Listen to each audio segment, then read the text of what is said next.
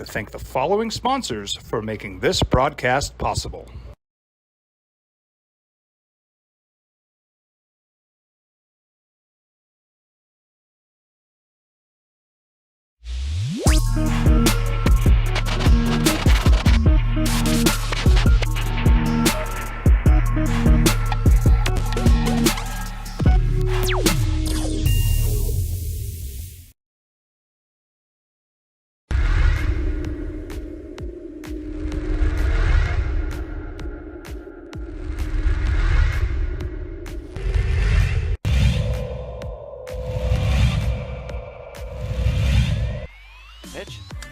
There's a line drive right at the shortstop for out number 3.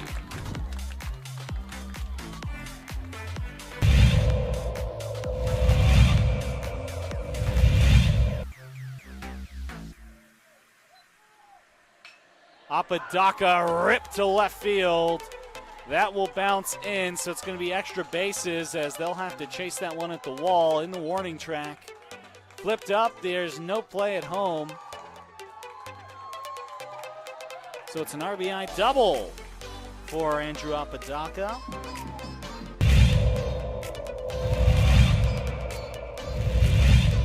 Runner at third. High leverage spot. Can Chavez keep the tie? No, that's going to be cracked into left field. It's a base hit as Love puts the Sandia Matadors ahead for the first time today.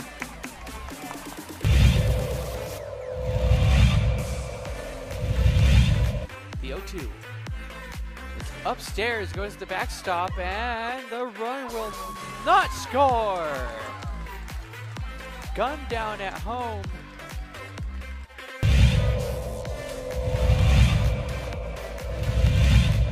Chavez rocks and fires. Ahmed, that's going to be an RBI for Ahmed as that one right through the gap in right center.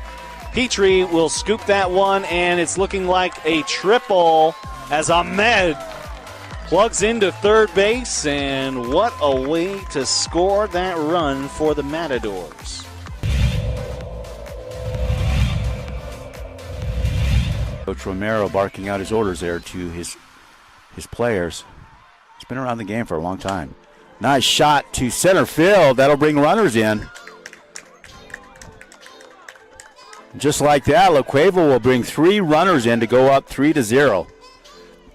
Runner advances to third.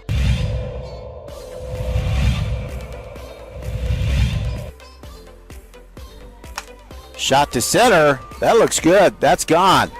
Man, outstanding center shot there as La Cueva will score.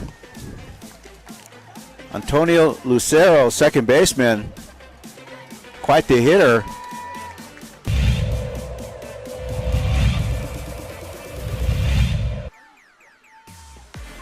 Shot to third, and good catch, and she gets the out.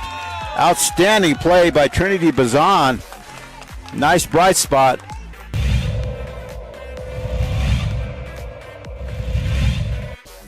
Costly errors allowed Cleveland to get 1 run back. That one sent on the ground to the left side.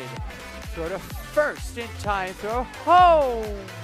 Got her. Whoa, what a play.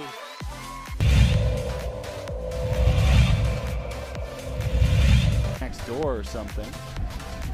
Not sure, but they came out here, and Ellison cracks an RBI out to left field. That's where you got to do it. 1 run, 2 run, and this game could very well be over. It's a play at the plate. It's sliding, and that will do it. The Rams walk off the La Cueva Bears. It's a 3-run batted in shot by Dean Ellison.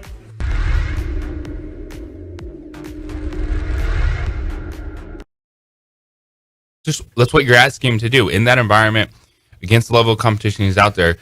He can't look like the game is too fast. He can't look flustered. And I thought he had a fine weekend. Like, I think everyone is looking for a reason to say Trey Lance played bad. 100%. Like, if it's a tip pass or the interception, and then it's just like, well, he can't do anything else good because that happened. It played fine in a backup capacity what he's trying to earn on this team, because they have Brock Purdy can do no wrong right now. Like Kyle Shanahan, what he is saying about Brock Purdy is he is their number one starter. It is not even close, and he's going to be something special. Yeah, no, it seems that way. I wouldn't even argue, Trey Lance played as good, if not better, than Sam Darnold, right? I mean, I don't think either one of them were that bad. No, they're probably pretty even. I just, by the time Trey Lance got in, he was playing against 2s and 3s. That's right. He had some bad throws. He had some good throws. I think he's building some value on the trade market, but I think Sam Darnold was playing against a better defense, and I overall walked away. If I had a choice, Darnold number 2 right now. All right. I think that's right. I think that's where they're going for the 49ers. What do you guys think about Javonte Williams? Coming back from the injury, they had him in there for, I want to say 12, 14 plays, carried the ball 3 times for 12 yards. They threw to him 5 times. Obviously, he was in there to get some action. 4 catches, 18 yards. He's your running back, second-year running back coming off of that injury, a big injury that kept him out of the back end of last season. Do you feel comfortable with him? The way he made cuts tells me that his knee is okay. And that was the big thing. When the first time he got hit and he bumped off and he kept going, I felt 100 times better about that knee. So I think those are all good signs. You good with him? I'm good. Yeah, I thought so too.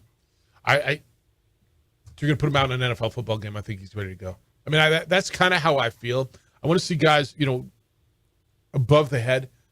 How are they? They're going to take hits. They're going to whatever. They're going to make cuts. How is it going to be? But when you're coming back from an injury like that, if you're going to put him in an NFL game, because obviously we're seeing these games are really physical, then I'm going to guess he's ready to go, and let's do it. All right, we've got a lot to do on a Monday morning for you. 505-246-0610. That's how to get to us today. Area code 505-246-0610. Your emails will come in this morning. Jeff at sportsanimалabq.com. JJ at sportsanimалabq.com on the Twitter. It's _JJ Buck. On the Facebook, the OD, and the AM. You can watch the show there. And Adrian is producing on ProView Networks and Comcast Channel 26. Danny Gonzalez, Lobo football coach, due to be with us. Coming up at 8 o'clock this morning. JJ, you and I were both out there. The depth of the team. Now, we didn't watch a lot of the ones. They didn't play. That was not the point of Saturday. Yeah, that was my point. There weren't a lot of the ones going on Saturdays. They wrap up fall camp. They are now in game week mode, although it's 2 weeks away, but he said they're going to start looking at Texas A&M this week. So I walked away impressed with a number of things. I thought Nick Trujillo from Rio Rancho, a Rio Rancho kid, was good as a playmaker on the outside. And I thought, and I was telling you this as we were watching, I thought Aiden Armenta made some great throws. Aiden Armenta is the quarterback from La Cueva, and he's not going to play this year, right? I don't think he is. He is probably the number 4 guy on the chart, right? Behind Hopkins, Tabscott. It sounds like Dampier has won the number 2 or 3 job, because Danny said it's going to be Tabscott or Dampier. They would like him to be QB5 this year. Armenta, behind Justin Holiday? Yeah. He absolutely outplayed Justin Holiday. Yeah. Yes, on Saturday, right? Don't you think? I mean, does it matter He 4 or did, 5? but Does they 4 or want, 5 matter? So he could play in 4 games, but if he's playing in 4 games, you hope maybe it's 1 or 2 that or blowouts your way. blowouts and he's playing. But if he's playing this season, Yeah, we got a problem. it's not going to be good. Right. But does it matter 4 or 5? No, but he's a redshirt quarterback. Yeah, I think that's right. Here's my point. When and I told you this, and I think I probably even told him that last year. I thought the beginning of last year at La Cueva, his senior year, I thought he threw a beautiful ball in the pocket when he was clean. My concern, and other people said this too, was when he got outside the pocket, did he make good decisions? I thought he was terrific outside the pocket. They got him on the run. I thought he made throws to the sideline that only his guy could catch. I think he threw 4 touchdown passes. Maybe it was 3. There's something to be excited for the future. And Danny Gonzalez said after the scrimmage, that the depth in the quarterback room is by far the best it's been since he's been here. And I would think he's absolutely right, and that should make Lobo fan feel a little bit better. The young offensive players were well ahead of that defense. They were ahead of the giving young up defense, yes. Big plays left and right in that scrimmage. And that is my biggest concern for Lobo football. It's not the offense. It's not having an identity or getting consistent quarterback play. It's, do they have the depth to be the defense that they want? And they do not right now. Because I don't even think that the starters are just going to be out there and be great because it's a 3-5. So you're really, you've been all camp, you've been really concerned about the defense. All right, let's ask Danny about that when he's here at 8 o'clock, because I guess I was out of practice on Wednesday. I think it was Wednesday. Maybe it was Tuesday. I don't know. And I thought the defense, the ones looked good. And it's always so hard, right? You're going up against your offense, your defense. So there's a no-win situation. If your offense hits, well, your defense must not be very good. And if your offense isn't moving, then your defense can be good. Yeah. And I remember the first year I was in a practice, and I asked Rocky Long, I said, well, we're during practice, and I said, your defense looks good. He says, yeah, but I don't know if our offense is any good. So I don't know if that means we're any good. You know what I mean? It's just hard to tell.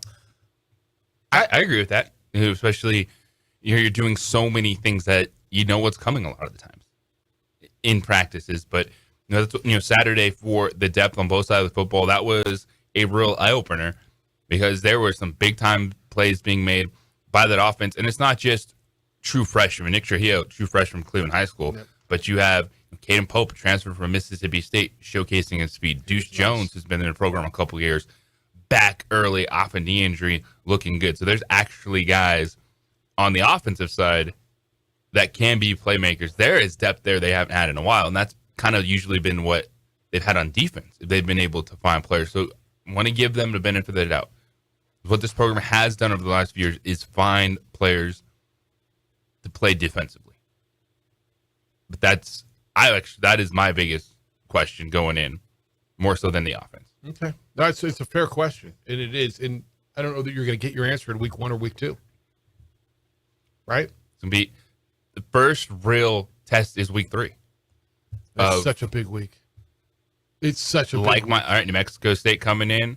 You're at home. They beat you last year. They got the big-time expectations. Because week 1, it's Texas A&M. You understand what that game is. You're already 38.5-point underdog. Then it's the FCS opponent, and then it's week 3. Is it fair to say, and I ask you this question in the vein that everybody I talk to about Lobo football is pointing at week 3. Is this the biggest, and I say biggest, like the most important Lobo Aggie game in years for both programs? Or even more so for UNM? I think it's one of the most important games for New Mexico they've played in this rivalry in a long time. Yeah, it's kind of what I asked, right? Yes, I agree with that statement. I mean, it's, you know what, it's always a big game around here, DC. It's like, Lobos and Aggies, it's the in-state rivalry. We have 2 Division I teams, 2 FBS teams in the state, right? And the alumni, there's more New Mexico State alumni in Bernalillo County, this county in which we live, than anywhere else in the state. And so it's always a big deal. It'll be a good crowd, and the Aggies have high expectations. The Lobos do. Everybody's pointing at that game because, especially for New Mexico, like New Mexico State will get tests. They'll have an idea who they are before, right? They play this week against UMass. They'll play Liberty in there. They've got games before. They'll play 3 games before that. Lobos, that's really what are you weekend, right? And everybody's just like, man, they got to beat the Aggies. They got to beat the Aggies. And I know Danny's hearing it, and I know the players are hearing it. And by the way, the Aggies are probably pretty good. It's not your same old Aggies. It's a big one. All right, when we come back, 505-246-0610 if you want to get here. Cowboy camp. As the Cowboys have one more preseason game to go. They have lost one of their standout rookie who they were planning on contributing a lot this season. Done for the year. Who and now what? Next on the opening drive on 95.9 FM and AM 610, the Sports Animal. Makes a little sports analysis, pop culture. We would like to thank the following sponsors for making this broadcast possible.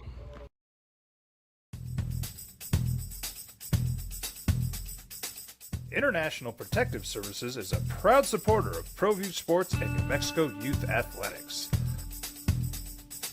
IPS provides residential and commercial security services in the Albuquerque metro area. For more info, please call 505-897-2420 or visit internationalprotectiveservice.com. sportsandgymexcoyouthathletics.com.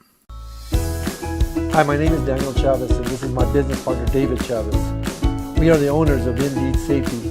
Indeed Safety is a local safety consulting company helping our clients with their safety needs for their projects. One of the things we pride ourselves as a construction safety company is helping our men and women in construction get home safe every day to their families. Indeed Safety is a proud supporter of ProView Network.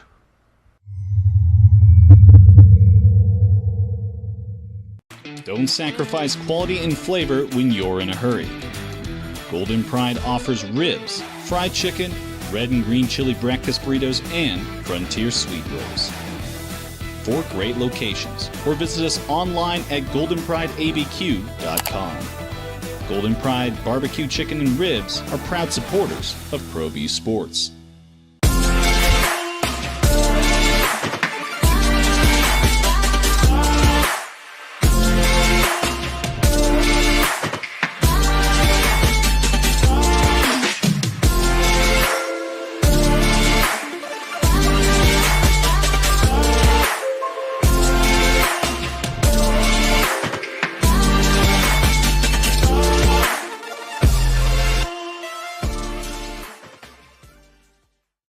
Sometimes it's the small things that make life easier, like never worrying about being declined at an ATM when only cash will do. With You're Covered from US Eagle, we'll cover you, even if the money's not there. That's a good feeling. And we do it with no extra fees or penalties. It's called trust, and we think that's important, especially if we're asking you to trust us. At US Eagle, that's just part of what it means when we say people mean more.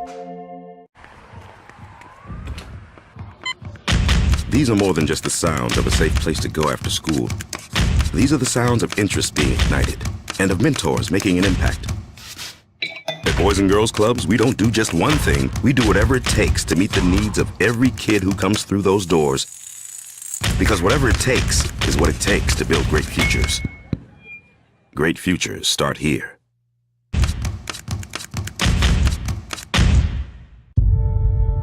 We fight the battles no one hears about. We drop into the middle of firefights to rescue others. And act as one-man air traffic control towers. We're the ones who go before all others.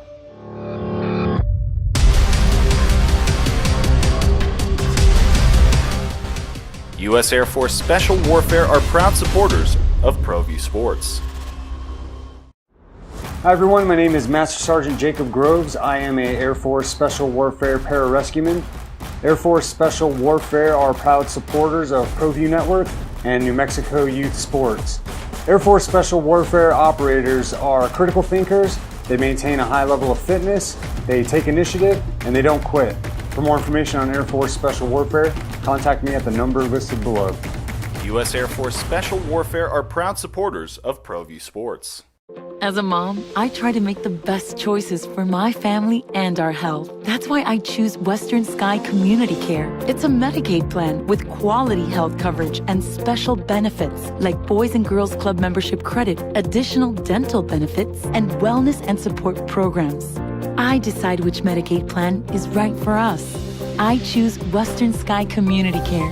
Learn more about Western Sky Community Care by visiting discoverwesternsky.com today. International Protective Services is a proud supporter of ProView Sports and New Mexico Youth Athletics. IPS provides residential and commercial security services in the Albuquerque metro area. For more info, please call 505-897-2420 or visit internationalprotectiveservice.com.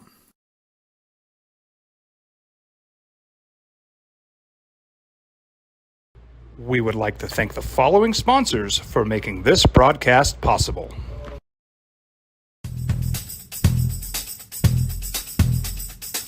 International Protective Services is a proud supporter of ProView. Start you off this segment with a email that Omar sent. It says Omar hates everything about preseason. Jeff Dow's Cowboys lose a guy that was probably going to be the NFC East newcomer of the year.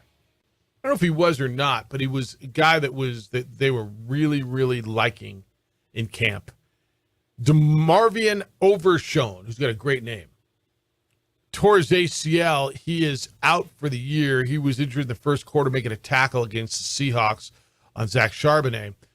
They took him off the field. He walked off. Then they carted him off, and then he's done. This is a tough blow. He was impressive. There isn't a whole lot of depth in inside linebacker where he plays behind Leighton Vander Esch and Damone Clark and Jabril Cox. This was a guy that was really, really showing promise. A third-round pick out of Texas. 6 combined tackles in their first preseason game against Jacksonville. 3 before he got injured against Seattle. Depth is an issue. This is look. What's next? The next guy up, and I don't know. It's going to be guys, the guys that I just told you about. Malik Jefferson is a journeyman. He'll be next in line to fill in for the loss of Overshown. You lose a great name, right? Am I wrong? Solid name, very solid. DeMarvion Overshown's a great name, but you lose a player that you were really, really, really planning on, and it's look. Everybody's going to lose guys. But it's a bummer, especially to lose them early. I don't know that it makes you feel any better if you lose them in the first game, but this is preseason football. Guys are going down, and you just lost a guy that I know they were counting on. This seemed like a really rough weekend in football. And we know how physical the game is, but there was like 4 or 5 dudes stretchered off the field over the weekend. Yeah. Usually you see that like, oh, that's tough. And it was a common theme. And that's not in addition to the torn ACLs and the ankle injuries. It was a weekend where a lot of people were questioning, wait, we're doing this in preseason? Yep, because you still got to get ready to play football. Yeah. No, look, it's football, man. I mean, and I keep going back to Mike Bobo, right? Football is football. It's a brutal game. It is a brutal game. You know, when you see in a fight, you go to a fight and you see a guy knocked unconscious, or you see a guy leaking, or whatever, you don't think twice about it, right? I mean, they're combat sports. Well, I guess that's what happens. It's part of this game, and nobody gets out unscathed. We watched Isaiah Bolden carted off the field in the Patriots-Packers game on Saturday. They canceled the game. They said, we're done, man. It's a preseason game. We're done. Nobody wants to do this anymore. He, by the way, has been released from the hospital. He took the hit. They're calling it a concussion, is what they're calling it. But he flew back with the team on Sunday morning. Patriots didn't say exactly what it is, but the word is it's a concussion. The Patriots were supposed to go and do joint practices with Tennessee leading up to Friday's preseason finale, and they said, yeah, no, we're good. We're just going to be by ourselves and play the game. Yeah, there were a lot. I don't know what to make of it. You know, I don't want to sit here and say there's a new trend. I don't know if they're being more cautious now after what we saw with Damar Hamlin in carting guys off. I don't know if there's a new protocol, but yeah, it was concerning this weekend. I think it was one where just the physicality of the game of football, and it was a bad moment. Like, to your point, it was someone doing something differently. Guys get hit in the head, and everyone's body reacted differently. And when you go out on the field, if you're not moving, that is the proper way to remove someone from the field. They're going to be super cautious. Yeah, I don't want to sit here and tell you I think there's a trend. It does feel like we're sitting here and seeing it more often. Now, you decide if it's a trend. It's a brutal game, man. It's a brutal game. I got a buddy who's a soccer guy and doesn't like football. Well, football's not going to be around in 15 years. You better start loving soccer. I'm like, you're out of your mind. Football's going to be around. What do you make of the thought? You know, the big the linemen are wearing it. Well, not only linemen, they're wearing it in practice. They're wearing the extra padding protect. It looks like almost like helmet bubble wrap. You know what I mean? The big, and I don't know what they're made out of. They look like foam. Just another layer of absorption on the helmets. Evidently, those help in regards to head injuries. And there's a conversation about, well, they may start wearing them in games. And people are saying, well, no, they can't. That looks stupid. Well, I don't care what it looks like. Well, the merchandise you sell in helmets, everybody loves helmets. Well, you can still decorate those the way you would decorate a helmet, right? They still can be, if not painted, they can be designed to look like a Viking helmet or a Seahawks helmet.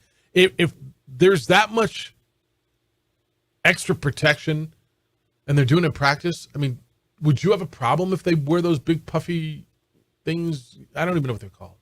You know what I'm talking about, though, right? It's called the Guardian cap. Is that what it's called? Yeah, I'm looking up now. At first, when you said that, I kind of thought it'd look goofy, but I it'll look could goofy, care less. and you'll get used to it. Yeah, very quickly, I think.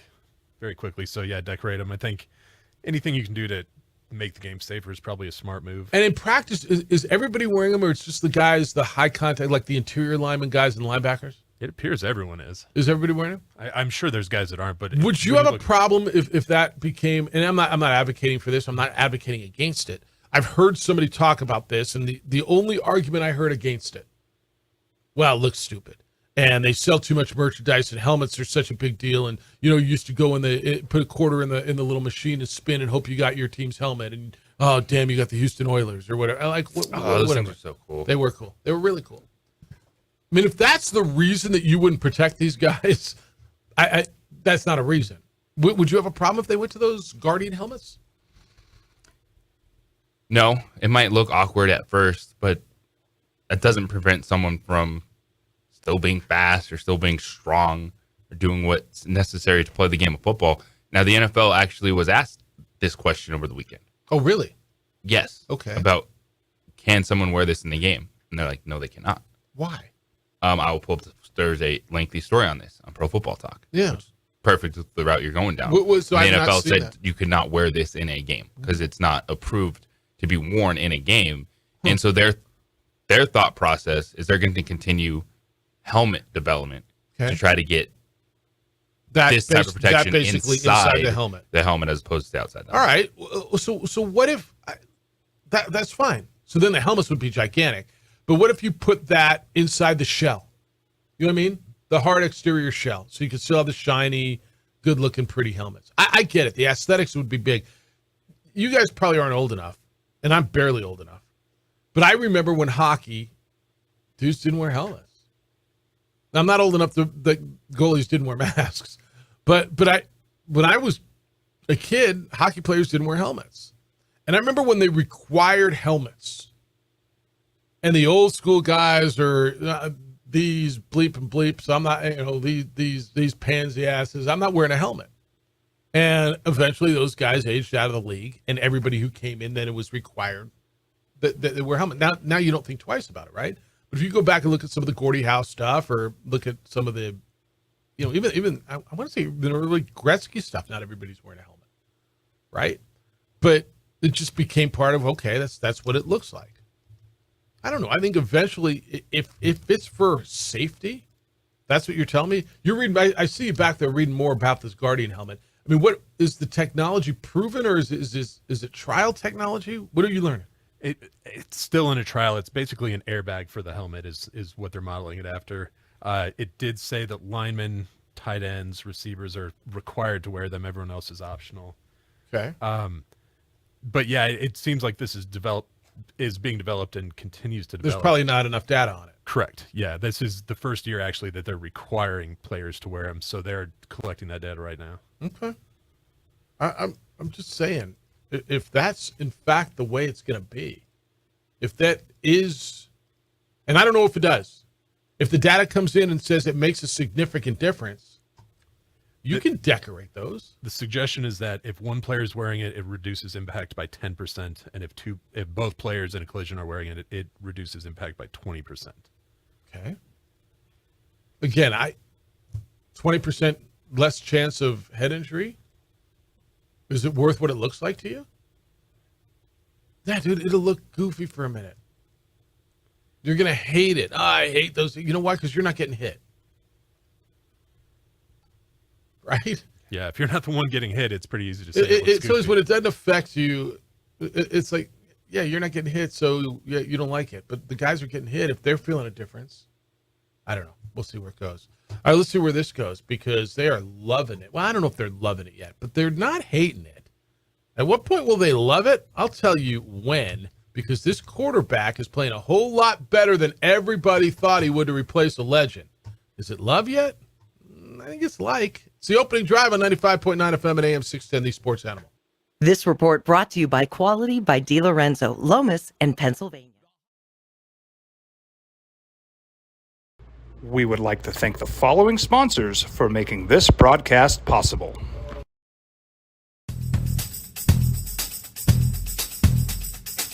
International Protective Services is a proud supporter of ProView Sports and New Mexico Youth Athletics. IPS provides residential and commercial security services in the Albuquerque metro area. For more info, please call 505-897-2420 or visit internationalprotectiveservice.com. We fight the battles no one hears about. We drop into the middle of firefights to rescue others. And act as one-man air traffic control towers. We're the ones who go before all others.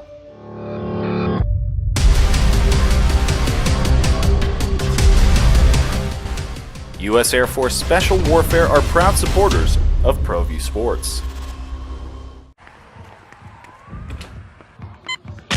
These are more than just the sounds of a safe place to go after school. These are the sounds of interest being ignited and of mentors making an impact.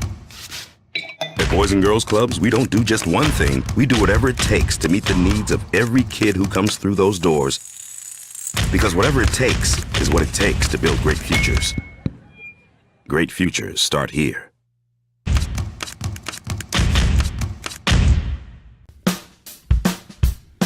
Well, I'm going to the frontier, walk up to the cashier, order up a root beer and a number one. Cover it with green stuff, one scoop is not enough. Find a booth is real tough, back by the Duke.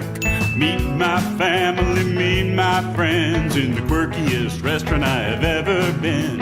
All of Albuquerque's favorite spot, it's the Frontier Restaurant. The Frontier Restaurant is a proud supporter of ProView Networks. Sometimes it's the small things that make life easier, like never worrying about being declined at an ATM when only cash will do. With You're Covered from US Eagle, we'll cover you, even if the money's not there. That's a good feeling. And we do it with no extra fees or penalties. It's called trust, and we think that's important, especially if we're asking you to trust us. At US Eagle, that's just part of what it means when we say people mean more. Don't sacrifice quality and flavor when you're in a hurry. Golden Pride offers ribs, fried chicken, red and green chili breakfast burritos, and Frontier sweet rolls. 4 great locations, or visit us online at goldenprideabq.com. Golden Pride barbecue chicken and ribs are proud supporters of ProView Sports. Hi everyone, my name is Master Sergeant Jacob Groves. I am a Air Force Special Warfare Pararescueman. Air Force Special Warfare are proud supporters of ProView Network and New Mexico Youth Sports. Air Force Special Warfare operators are critical thinkers. They maintain a high level of fitness, they take initiative, and they don't quit. For more information on Air Force Special Warfare, contact me at the number listed below. U.S. Air Force Special Warfare are proud supporters of ProView Sports.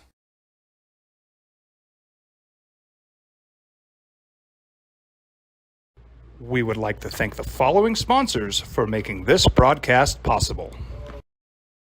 ProView Networks would like to thank the following sponsors for making this broadcast possible. Hans Whitler Automotive, German car maintenance and repair in Albuquerque, New Mexico. Call 505-294-7684 or visit hanswhitlerauto.com.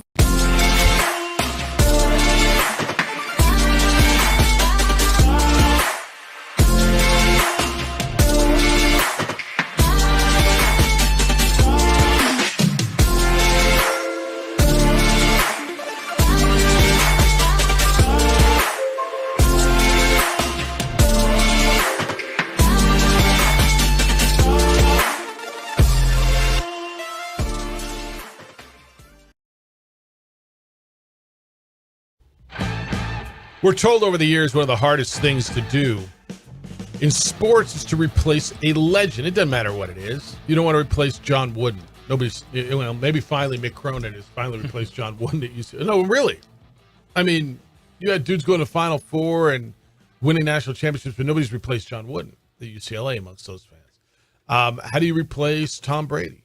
How do you replace Pickett, right? Whatever the legend is, how do you replace Kobe or Michael or even a coach? And that's what Jordan Love is being asked to do. And I think the majority of people, expect, or at least expected, Jordan Love to fail.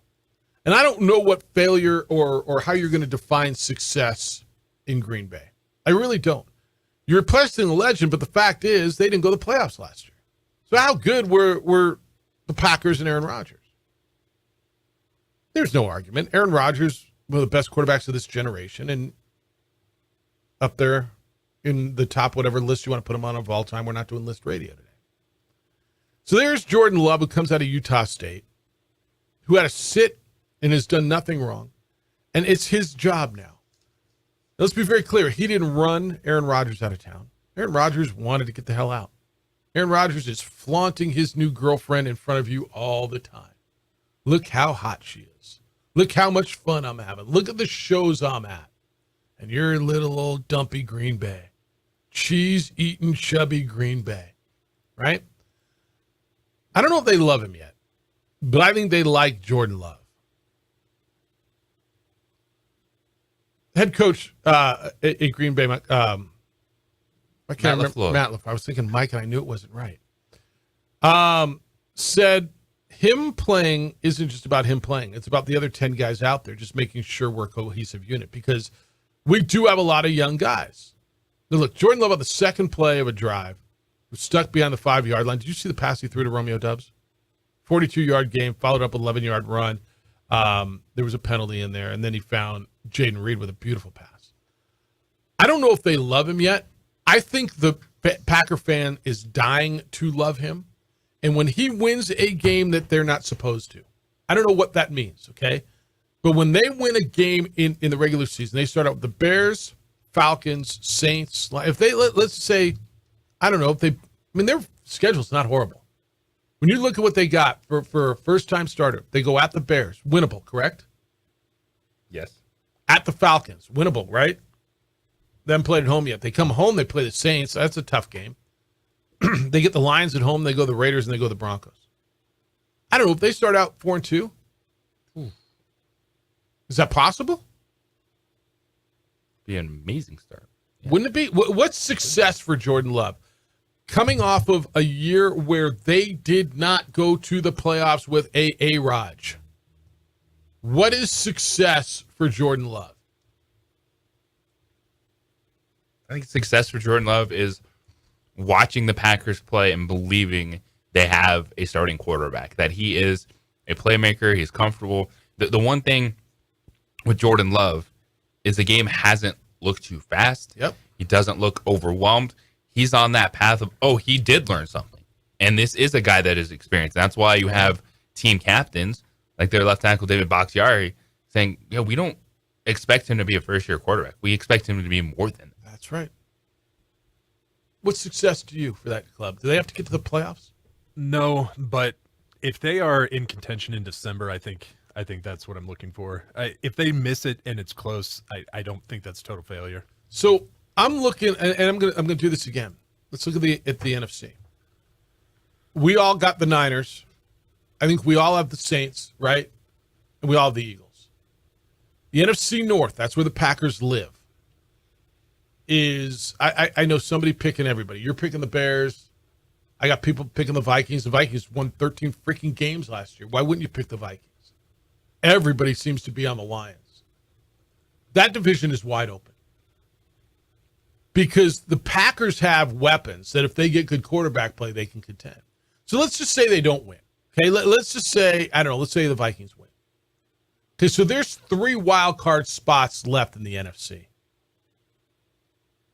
I know you all think the Cowboys are getting one fine. I think Seattle's getting one. Tell me why Green Bay can't get one. I kind of feel like Seattle is going to win their division. I love Seattle. I mean, I know 49ers are strong and it's easy to pick them, but man, Seattle looks so good. They've got weapons. So we got both of them in, right? Both of them in the playoffs? 49ers and yes, definitely. All right. So tell me, and then, right, and you got the Saints winning that division, although, look, Atlanta can. You got the Eagles winning their division. Let's just say the Lions or Minnesota win the North.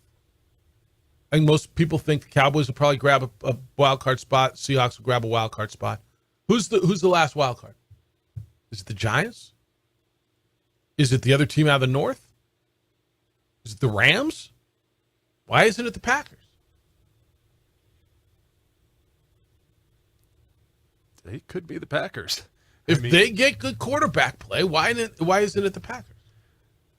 I mean, they have the pieces. Their tight end, Musgrave, it looks like they target him on virtually every play, whether or not they actually throw it, but they go through the progression, and he's always involved.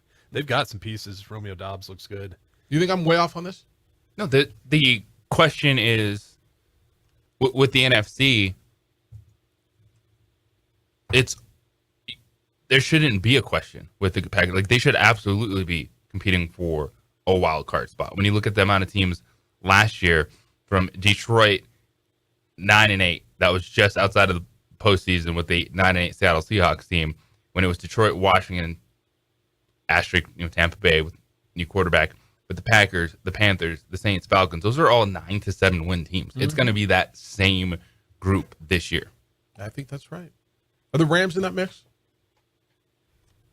I think they're probably closer than some, myself included, would think. I actually thought Stetson Bennett looked really good. So if Stafford's healthy and looks somewhat like Matthew Stafford, are they viable?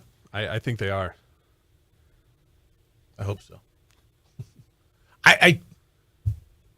It was so depressing last year. They just looked horrible. And for them to have the worst record ever of a defending Super Bowl champion, ever. There's been 57 of them. They were the worst. That was tough. All right, 8 o'clock this morning, Danny Gonzalez is going to be with us. He's a Louisville football coach. Really, really excited to talk to him about why he thinks the offense is going to be better and ask him about JJ's concerns on defense as they are now done with camp and into preps. When we come back, hello, Jimmy. What about Jim Garoppolo? He was back. How'd they look? What does it mean for the Raiders? It's the opening drive on 95.9 FM and AM 610, the Sports Animal. This report is sponsored by Wendy's Breakfast. We would like to thank the following sponsors for making this broadcast possible. ProView Networks would like to thank the following sponsors for making this broadcast possible. Hans Whitler Automotive, German car maintenance and repair in Albuquerque, New Mexico. Call 505-294-7684 or visit HansWhitlerAuto.com.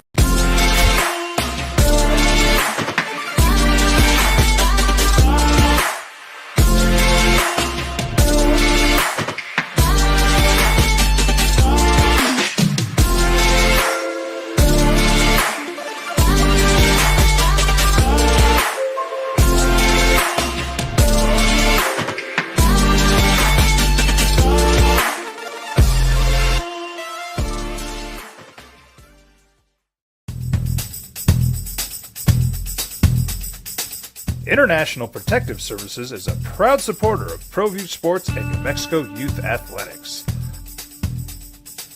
IPS provides residential and commercial security services in the Albuquerque metro area. For more info, please call 505-897-2420 or visit internationalprotectiveservice.com. Hi everyone, my name is Master Sergeant Jacob Groves. I am an Air Force Special Warfare Pararescueman. Air Force Special Warfare are proud supporters of ProView Network and New Mexico Youth Sports. Air Force Special Warfare operators are critical thinkers. They maintain a high level of fitness, they take initiative, and they don't quit. For more information on Air Force Special Warfare, contact me at the number listed below. U.S. Air Force Special Warfare are proud supporters of ProView Sports.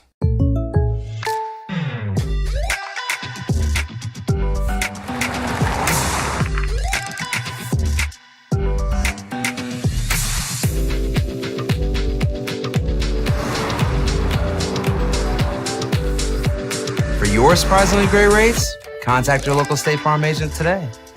If you want the real deal, call State Farm agent Marty Size in Albuquerque today. Like a good neighbor, State Farm is there.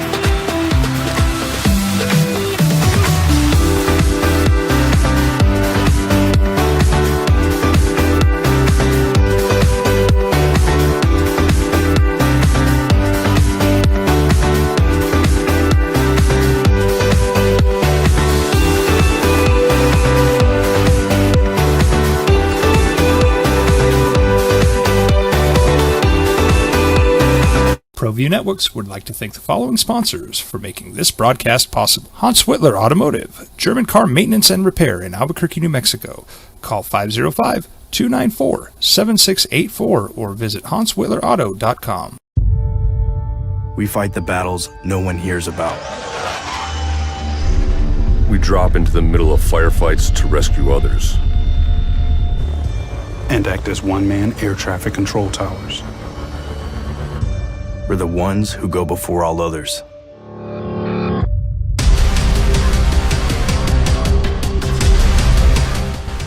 U.S. Air Force Special Warfare are proud supporters of ProView Sports. Well, I'm going to the frontier, walking to the cashier, order up a root beer and a number one. Cover it with green stuff, one scoop is not enough. Find a booth is real tough, backed by the Duke. Meet my family, meet my friends in the quirkiest restaurant I have ever been. AM 610, the sports animal. You watch what they're calling a hurricane through Southern California? Holy smokes, man. Almost 5 inches of rain in the valley. Downtown LA got 2.5. My mom said the earthquake was way scarier, though. She felt that. It shook. They're all in like storm mode, and it's dumping, and then all of a sudden, she said it shook for a while. That freaked her out more. Thoughts out to all of our friends in Southern California. They're going through something. They don't go through a lot, man. JJ just asked, how come the news doesn't cover it like when there's a Florida? What did you say when there's a Florida hurricane? It's like everybody's got all their resources there. Now it's just California, whatever. Cali, bro. they're all right. Whatever, bro. Just high surf. They're just gonna surf the bigger waves, bro. I surf, bro. I know. All right, 505-246-0610. Jeff, you want to talk about the Packers? Good morning, Jeff. How you living? You're on the Sports Animal.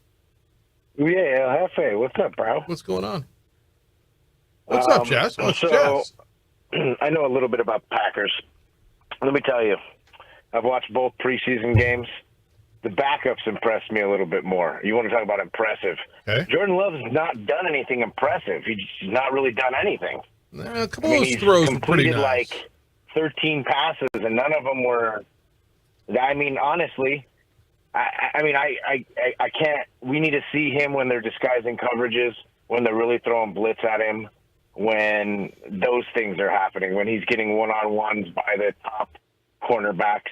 I don't really take a whole lot into the. I kind of like the backup dude, Sean Clifford from Penn State. Kind of reminds me of Brett Favre a little bit. Already got like 3 picks, probably should have 5, but the guy doesn't care. He just throws it, and it's great. And they've let him play for like 4 quarters, and it's been wonderful. But it's a guy that the backups is the time for them to shine. I think the first, even somebody like Jordan Love, we still have to wait for week 1 because he's still never seen that. He's just been kind of a preseason glory kind of guy because that's all he's ever played. But I don't think it's ever really counted. All right, so you're not there yet. You're just not there yet. All right, you in like instead of in love? You're not even in like. Yeah, I'm in like. It's not bad. It's not great, but it's not bad. And I think that LaFleur is going to protect him all year long. They're going to use the running game. He's going to be a game manager. I think that's what he wants. And I just don't think he's that type of guy yet. And he's missed a couple wide open throws. There was one to Musgrave in the first game that a third-year player in the preseason doesn't miss. Yeah. And I get it, nerves and all that, but we'll find out as the season progresses. But it's been fun already. I love watching. I watch all the replays. I love the condensed version. Sometimes when I have time, I'll watch the 22. Yeah. But the condensed version, you can just blast through games, and it's the best, Jeff. All right, Jess. We'll talk to you soon about the Packers. Have a Appreciate good you. one. Thanks. See you. All right, so he's in like. He's not in love. That's fair. It's got somebody who's not in Southern California. They're in Florida. Tropical storm Hurricane Hillary is just rain with a name. Yeah, whatever. Yep. And easy to say when you're not in it. Just rain with a name, Doesn't baby. affect you. Just rain with a name. All right. All right, so that's Sounds like a Packers good song title. Yeah, rain with a name. Rain with a name. Hillary. Just rain with a name. Yeah. All right, how they feeling in Vegas about their quarterback? Hello, Jimmy. Right? Jim Garoppolo led his new offense. He went on a 9-play, 68-yard touchdown drive, his first possession of the preseason. 4 for 4, 39 yards. You in on Jimmy G? Or do you like Aiden O'Connell, their rookie quarterback, who might have been the best rookie quarterback this weekend? I'm in on Jimmy G for 7 games until something bad happens and Aiden O'Connell is starting quarterback for the Raiders. Will that be better or worse when Aiden O'Connell is their starting quarterback? It'll be interesting. All right. But he is someone that they are loving in preseason football. Aiden O'Connell. Aiden O'Connell. Yeah. Look, and everybody loves DTR in preseason football too. When you're not going to see him, like you're going to forget it's going to be late November. What was that guy? With the UCLA guy that was really good in preseason? It was backing up Deshaun Watson. Who's their backup? Or Deshaun's going to go down? Who's the Browns' backup? Oh yeah, that kid from UCLA. Preseason heroes are great. I love them too. But where are we going? Okay. Is there enough around Jim Garoppolo that makes you feel, if you're a Raider fan, and there's a bunch of you, if you're a Raider fan, is there enough around your guy that makes you think, because I'm just telling you, they're in the AFC, and they're the one, well, they're not the one. They're one of like the 3 teams that people are going, yeah, no way. Just no way. Giving zero chance to. Because you've got a great receiver in Devontae Adams. Your best running back hasn't reported yet. Zamir White. We don't need running backs. It's the NFL. You don't need a running back. Just plug in It's Zamir committee, White. baby. All right. Running back by committee. It's what we know. Hunter Renfrow, Jacoby Myers. Over under 4.5. What if I went 5.5 wins on the Raiders? Under. You going under? What if I went 4.5? Over. So you think it's 5? Over under 5.5 wins on the Raiders. Under. So it doesn't matter who their damn quarterback is. I'd like Aiden O'Connell because he looks like he was on Super Trooper. Fair enough. That's a Good great stash. reason, actually. I think that's a great reason. Yeah. By the way, season starts on Saturday. We probably need to do our over-unders for Mountain West football totals this week, don't we? So we kind of do Get that. in the game. We'll do that on Friday, and we go through that. Loser theoretically buys the winners or the other 2 guys lunch. It never happens. It'll happen at some point in time. But theoretically, And last year, so we did all 12 Mountain West teams and the Aggies. So we did 13 Vegas win totals. You're going over under. I think the winner was 5. Like, we are bad at this. We're really not that good. And we do it, both we come back from media We've day. been So far enough removed from media day. That's why I want to push it back. Yeah. Because we're both, oh, no, he's going to do a great job. Oh, everybody loves it. Yeah. I think the winner was like 5. We're horrible at this. You want in? Absolutely. All right. Yeah, you get Absolutely. in. Yeah, you get in. It's 0 week. You get football this weekend. Coming up this weekend, like not only do you get the Aggies and UMass, you're going to get Notre Dame and Navy in Dublin. Aggies and what time the Aggies and UMass going? I'll find it for you because it's supposed to be pretty easy for me to find that right there. But there it is, 5:00 on ESPN, and down there, UTEP opens up at Jacksonville State. That's a league game for them. San Diego State's home. Hawaii plays Vanderbilt. San Jose State's at USC. You got a bunch of Mountain West teams alive and opening up this weekend. Fall camp is over for Lobo football. Really excited to talk to Danny Gonzalez next. Why he likes this offense so much. And JJ's got some concerns he needs to address about that defense. Danny Gonzalez next. The opening drive on 95.9 FM and AM 610 Sports Animal.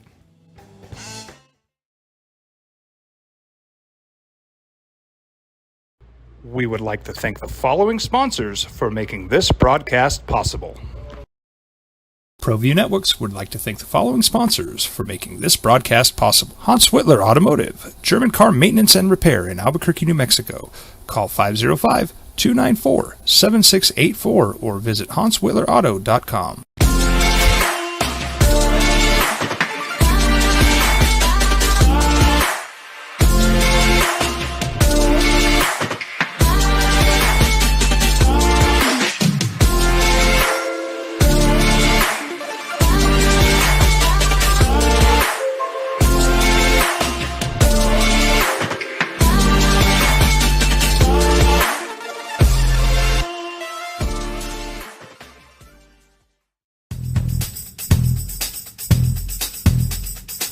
International Protective Services is a proud supporter of ProView Sports and New Mexico Youth Athletics.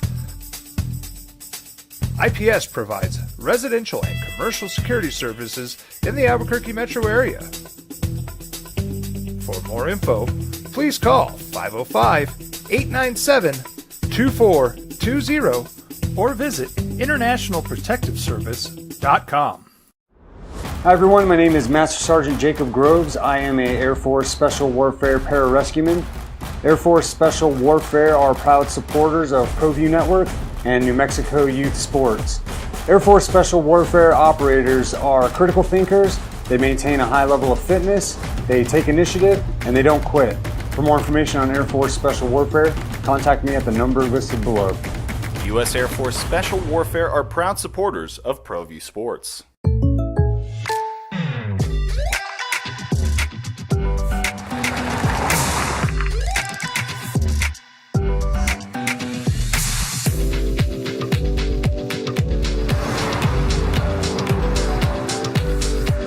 For your surprisingly great rates, contact your local State Farm agent today. If you want the real deal, call State Farm agent Marty Size in Albuquerque today.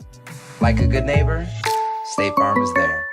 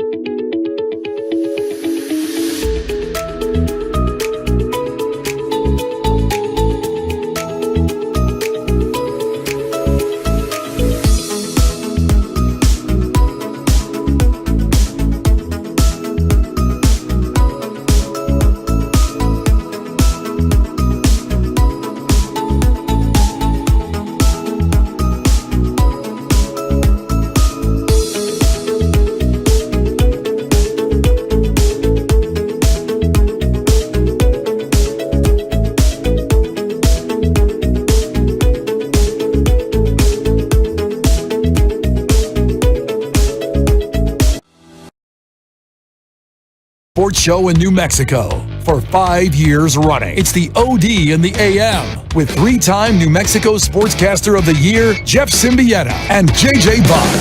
Fall camp is over. School starts today. 0 week real live college football games on Saturday. And you are inside of 2 weeks of the Lobo football opener at Texas A&M. Good morning to you. Opening drive, Jeff Symbieta, JJ Buck, and DC.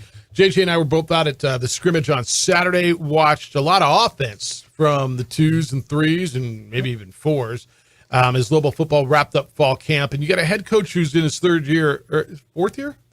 COVID year counts. Who's pretty excited about this and has some offense. It got some playmakers, and there's a lot to be excited about. Danny Gonzalez is the head football coach at the University of New Mexico, coming off a big weekend where they raised a lot of money at the gala and wrapped up camp. Good morning, Danny. How you living? I'm living great. Good morning, guys. Thank you for having me on. Hey, I want to start off with this. And if people were out at the scrimmage, they saw the offense. You did play the ones a lot. That was the ones meaning your starters. That was the intent.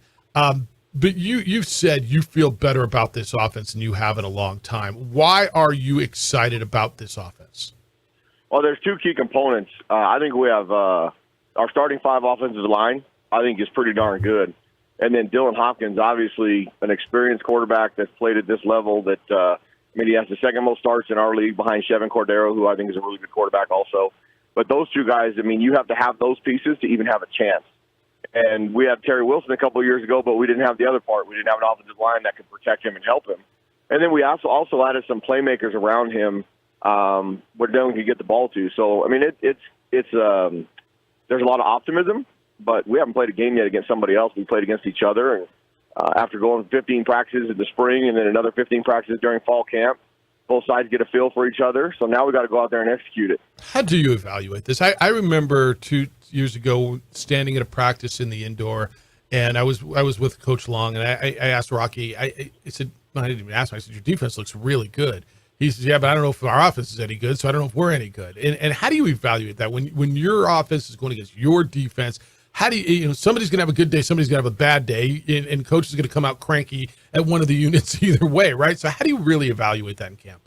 Until you play somebody else, you have a hard time telling. Now, defensively during fall camp, the last couple years, it wasn't even close or competitive, and now we were pretty good on defense. Over the last couple of years, we gave ourselves chances to win games, but we couldn't score any points. This year, it was still more dominated towards the defensive side for the most part, but there was days that the offense came out and did some really good stuff. Offensive line-wise, in some of the drills that we did, drills meaning competition, third down competition, 2nd to 7, and then you play it out and see what the third down is going to be. There was significant improvement over what we've seen. And then, Dylan's got one. People are going to be excited to watch him throw the football. He's got an unbelievable arm, and his leadership skills. For a guy to, and I said this at media days, he's been on our team for 6 months, and he got to go to Vegas. And that was, that's a testament to who he is amongst our players. Danny Gonzalez joining us on the opening drive here on The Sports Animal. And Danny, you talk about that defense. One of the things that you and your staff have been able to do over the last few years is develop players. And there's opportunities this year. There's some big holes to fill on that defense. So who are some guys that excite you that hopefully are the next wave of those impact defensive players? Well, we've got, the ones that are coming back for sure that everybody knows about. Tavian Combs, who's coming off the ACL injury, who had a really good fall camp. It's really good to see that the 3 guys that came off ACL injury, DJ Wingfield, Alec Marenko, and Tavian Combs, those guys are, you couldn't tell that they were hurt. It took DJ a little bit, getting used to getting bumped into, especially as no lineman. And now he was complaining the other day that his surgical leg feels better than his other leg. So there's positives there. They should be a little bit beat up, and now we'll get them fresh before we play. At linebacker, there's a young man by the name of Dimitri Johnson who's going to be a really good player. He did a lot of great things during spring ball and fall camp. He was a junior college All-American. His ceiling is really, really high. And then up front, Kyler Drake, who's been in our program now for 4 years. Look for him to have a big year. He's growing into his body and his athleticism. He's 6'5". He's 280 pounds. He's twitchy. We put on the other side Gabe Lopez, the young man from Washington State. who is explosive getting in the backfield. I mean, we'll have opportunity, I think, to get pressure on the quarterback with a 4-man rush at times, which we've struggled with in the past couple of years. So we can do some different things in coverage to help those guys out so they're not playing on an island, playing man coverage every single snap to get a chance to stop people. And then in the secondary, Zach Morris, who played last year, got some valuable reps. He's had a really good fall camp, so our 2 corners are really good.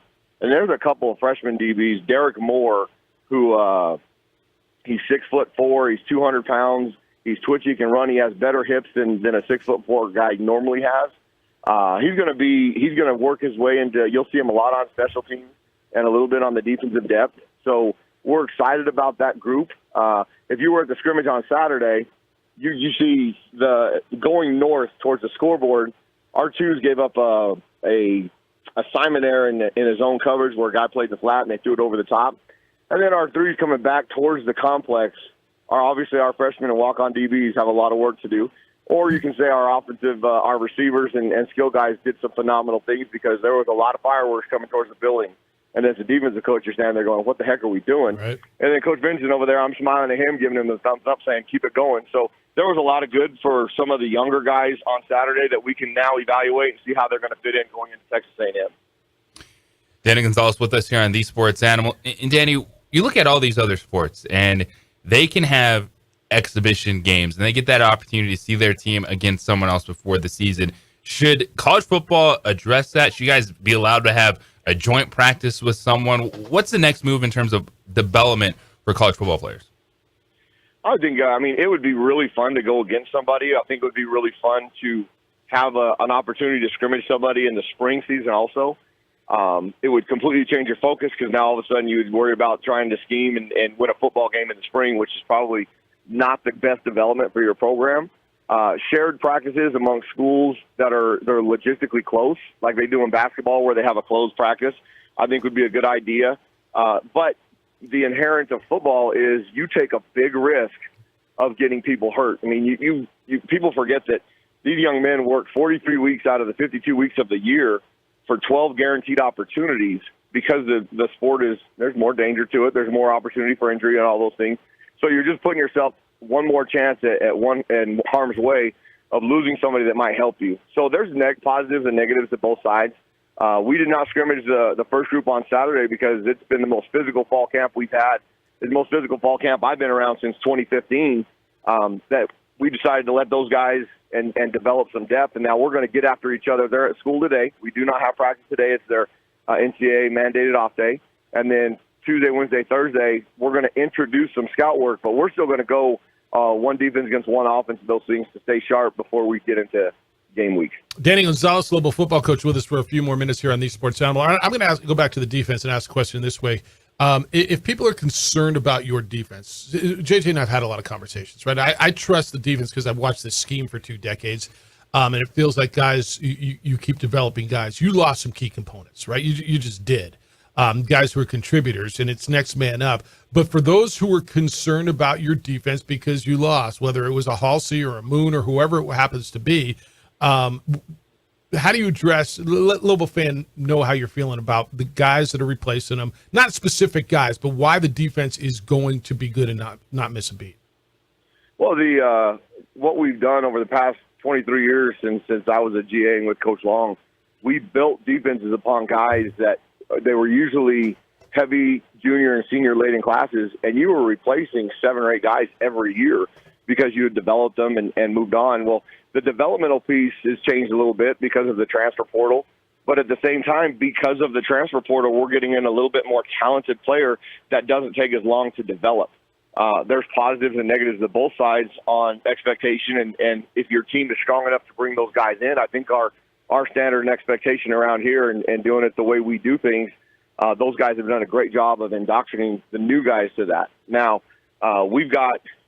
because we've had the luxury over the last 2 years of playing 18, 19 guys, we're going to be right around that number again of playing 18, 19 to 20 guys a game. Up front, we played about 5 guys last year in a rotation with the 3D line spots. We actually have about 8 guys that can play consistent, and if you can get the starters around 35 reps a game and they're playing in the most important key points of the game, you've got a chance to be really good up front, which really excites me because we're more athletic. Linebacker, we have the same depth like you talked about. We lost Cody Dion. Those guys to the transfer portal. That's the new era of college football. We replace those guys. We get Alex Marenko back. Alec has done a really good job of rehabbing and getting his knee to where you can't even tell he tore his ACL. So we still think we're 6 deep there. And then the secondary, obviously our young guys have a lot of work to do, but we're confident that, and most guys in the secondary should be able to play an entire football game because they're the athletic ability and the conditioning we put them through. As long as we can maintain not losing guys, we have about 8 guys in the secondary for those 5 spots that we feel really excited about. And then the key component to this whole deal that we've done forever is they're going to be physical. They're going to play hard. And if we can do that part of it, you know what to do and how to do it. We'll continue down that path of building great defenses around here. Mexico head football coach Danny Gonzalez with us on The Sports Animal. Danny, we've been sitting here the last few weeks, trying to create takes on preseason football, guys we like in a different environment, and you just addressed it. The challenges of a preseason. But as a coach, as a football guy, when you're watching a preseason game, you're watching a scrimmage, what type of things are you looking for? Well, it's funny because coaches. There's really good coaches that you can put up in the press box, and there's really good coaches you can put on the sideline. There's some coaches, like most fans, when you watch a football game, most people watch the ball.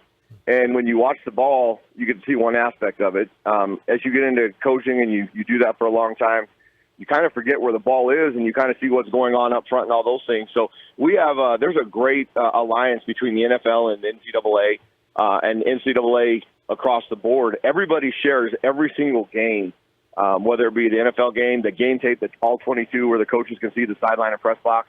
So if you see something on TV that fascinates you, we can come in the office the next day and I can go into our video room where Paul Caseros, our video coordinator, does a phenomenal job and say, hey, I want to see the Broncos from 49ers game last night. I saw some really cool concepts right there. And that has been over about the last 4 or 5 years that we've collaborated with each other, and I think it's been very valuable. How much football will you watch this weekend? There's 6 games. You got a few opponents that are playing this weekend. New Mexico State's your 3rd game. They play this weekend. San Jose State plays this weekend. How much will you watch this weekend, 0 week? It'll be on. There'll be background noise around the practice and meetings and stuff that we have. We will have a practice Friday or Saturday afternoon at the same time as we'd kick off against Texas A&M a week from that moment, so we can go through our game routine and all that stuff. So none of that stuff is new to those guys. But the TV will be on in the background. I mean, I absolutely love college football. I love watching it. I mean, Thursday nights are fun to watch football. Now you got Thursday, Friday, and when you get into the MAC action, you get Tuesday, Wednesday. And it's going to be constantly on in the background. How much I pay attention will depend on what we've got going on otherwise. But I'm excited that college football is finally back for the 23 season, and we're less than 2 weeks away from playing, which is really exciting. The kids will be at school today, which is good because the first day of school, if you try and practice in the past, has been just horrendous. So it's their day off. They can enjoy it, and we'll get after them tomorrow. Yeah, your week 3 and 4 opponents play each other. You get a good idea for scouting down the line, but it's all about A&M first. We'll catch up with you next week, and we'll talk about A&M. Appreciate the time as always. Have a great week, Danny. Appreciate you guys. Appreciate you guys coming out on Saturday. Real quick, one last thing. Lobo Nation lost a great one. Jim Cromartie, who was a quarterback for the 62, 63, and 64 championship teams, one of Bobby Santiago's best friends, passed away about 2 weeks ago. Just want to give our condolences to his family and to everybody that knew him. Jim Cromartie was an unbelievable human being, was really good to me, both as a player and as a coach. And I just want to recognize one of the greats of our time. And then Terrence Mathis, start getting ready for the New Mexico State game because you get inducted to the College Football Hall of Fame. You obviously did something special, and it was probably long overdue, but we're excited to celebrate him on the 16th against New Mexico State. That's good. Thank you, guys. Appreciate you. Go Lobos. Be well. Danny Gonzalez, Lobo football coach, with us on The Sports Animal. All right, a lot in there. And he addressed your concern. And I want to talk about how he addressed your concern about the defense and losing key players. And is it really scheme or is it really about who's in there? And I thought his answer was a good one. Why you shouldn't be overly concerned about the Lobo defense. Next on the opening drive on 95.9 FM and AM 610, The Sports Animal. This report is sponsored by Discover. We would like to thank the following sponsors for making this broadcast possible.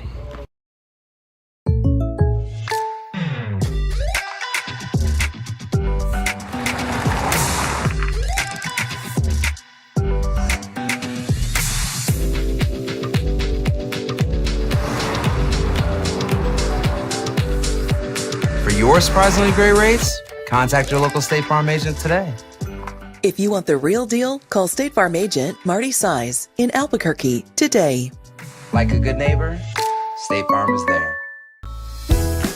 Hi, my name is Daniel Chavez, and this is my business partner, David Chavez. We are the owners of Indeed Safety. Indeed Safety is a local safety consulting company helping our clients with their safety needs for their projects. One of the things we pride ourselves as a construction safety company is helping our men and women in construction get home safe every day to their families. Indeed Safety is a proud supporter of ProView Network.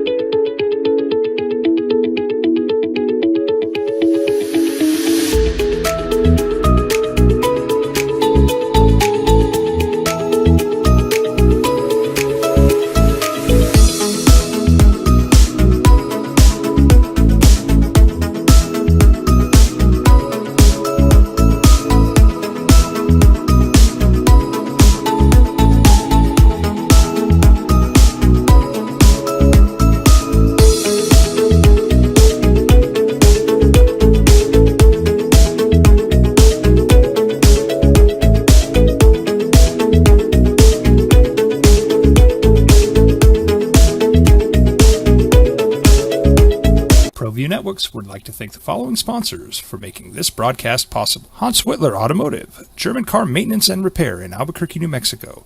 Call 505-294-7684 or visit hanswhitlerauto.com.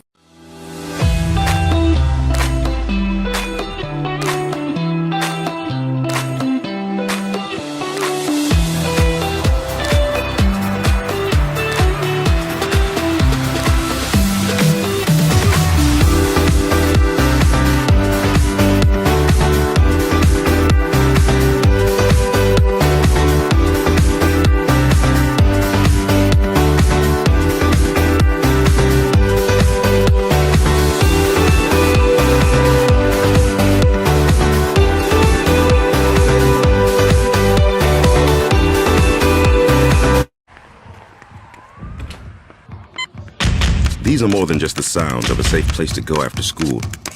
These are the sounds of interest being ignited and of mentors making an impact. At Boys and Girls Clubs, we don't do just one thing. We do whatever it takes to meet the needs of every kid who comes through those doors. Because whatever it takes is what it takes to build great futures. Great futures start here.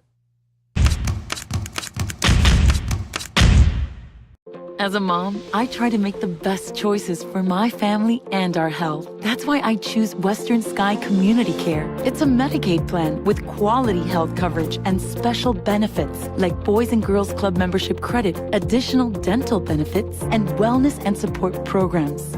I decide which Medicaid plan is right for us. I choose Western Sky Community Care. Learn more about Western Sky Community Care by visiting discoverwesternsky.com today. We would like to thank the following sponsors for making this broadcast possible. Evergard Roofing and Solar. For nearly 20 years, Evergard Roofing and Solar has been working with New Mexicans to enhance their homes and businesses. For all your roofing and solar needs in New Mexico, call 505-821-9543.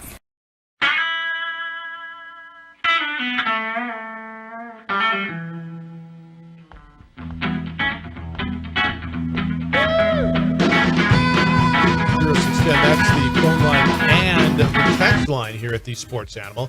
So do you feel, A, did you have a concern about the defense? And B, if you did, do you feel better about how Danny addressed that? The offense is, I get it. The offense is going to be a show me. You've heard for years around here, all right, we're going to be better on offense. And they brought in Terry Wilson, the quarterback from Kentucky, won 10 games there. And you're never going to convince me he wasn't good. I know it didn't work out here. Terry Wilson was a good quarterback that had a bad offensive line in front of him and didn't have a lot of playmakers around him, right? And so that's why that didn't work. This is an interesting scenario because I would argue that maybe Terry Wilson came in with better accolades, might have been a better quarterback than Dylan Hopkins. We'll see. But Dylan Hopkins, I think, comes in with his former head coach as his offensive coordinator. With what they're telling me is a better offensive line, and my eyes tell me. I mean, I've been in enough practices now. My eyes tell me they have enough playmakers. Like it's different offensively, right? I haven't been this excited about the skill position group, right? Since the 9 and 14, the back-to-back bowl season teams, where they had explosive playmakers. Like you give this dude the ball, he's gone. They have guys on the outside that can make plays, go up and get that are bigger, plus speed. And the last couple of years, it's just been about Luke Weissong. And Luke Weissong's a good player. He is not going to be someone that destroys this league offense around on a consistent basis. Now, the rotation they have at wide receiver, you're going to be able to highlight some of these playmakers. So as much as I'm talking about my concern about just being able to overcome and again hit home runs with player development on defense, I think they have some when it comes to skill position players. Right. So then the defensive side. So I asked him the question that I think that was what you were asking, right? With losing guys that you lost, Deion Hunter, AJ Halsey, Cody Moon, guys who contributed big last year on your defense. They're gone. They were in the transfer portal. Why should Lobo fan believe that you're not going to take a big step back? And I thought his answer was good. He said, over the years, we've recruited guys that we developed for a long time. So when we would lose 6, 7, 8, 9 guys a year, we had guys ready to step in. Now with the portal, we're recruiting older guys who are further along. It takes less time to develop. So when they need to step into these roles, they should be more ready. Now we'll see. But it makes sense in theory, doesn't it? It does, and that is the fascinating balance of the transfer portal. There were some reports over the weekend about Division I basketball players who entered the portal did not get there. Land somewhere, and then coaches are talking about that, but yet then you see some of the coaches talking about that, are winning because of the transfer portal, and then just hearing Dan Exhaust talk about, it actually has players ahead and development. It is a fascinating world, and that wasn't really expecting to hear that. Okay, we're gonna go here, and this was on my list, so to hit today. You guys listen to this. All of you who are concerned, who care, who watch college sports, and everybody's got an opinion on the transfer portal. And DC, this is a fascinating exercise we're going to do right now. All right. Remember when I came back from Nashville? I was at the bowl meetings in April. And I came back and I told you there was a seminar and conference commissioners were talking, and there was a stat that they gave out, and this was about football, that said 30% of the players in the transfer portal in football ended up transferring to a lower division, a lower place. So meaning if they were transferred from a Power 5, 30% of those athletes went to a Group of 5 or lower. If you were going a Group of 5, you ended up at FCS. And then 30% did not find a place. That means they left a school where they had a scholarship and did not find a new home. And those are the stories we're never told. Okay, this is transfer portal for playing time is something that tracks this. This is basketball. Okay?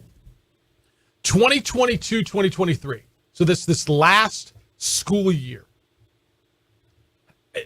I know you've seen the number. DC, if I asked you in the basketball Division I transfer portal, how many players do you think men's college basketball Division I entered the portal?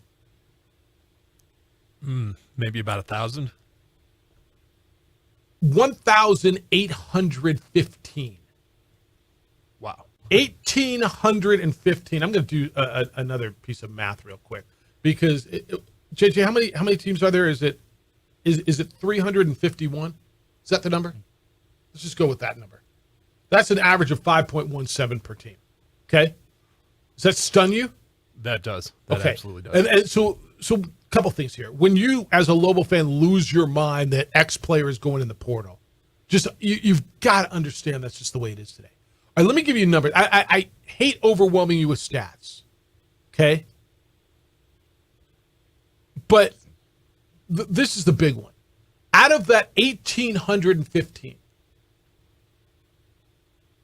how many do you think, as of now, have not found a new home? Meaning they left, they had a scholarship, they were on scholarship going to school, they were playing basketball, they left to find a better place, and now they're nowhere right now. How many do you think out of 815?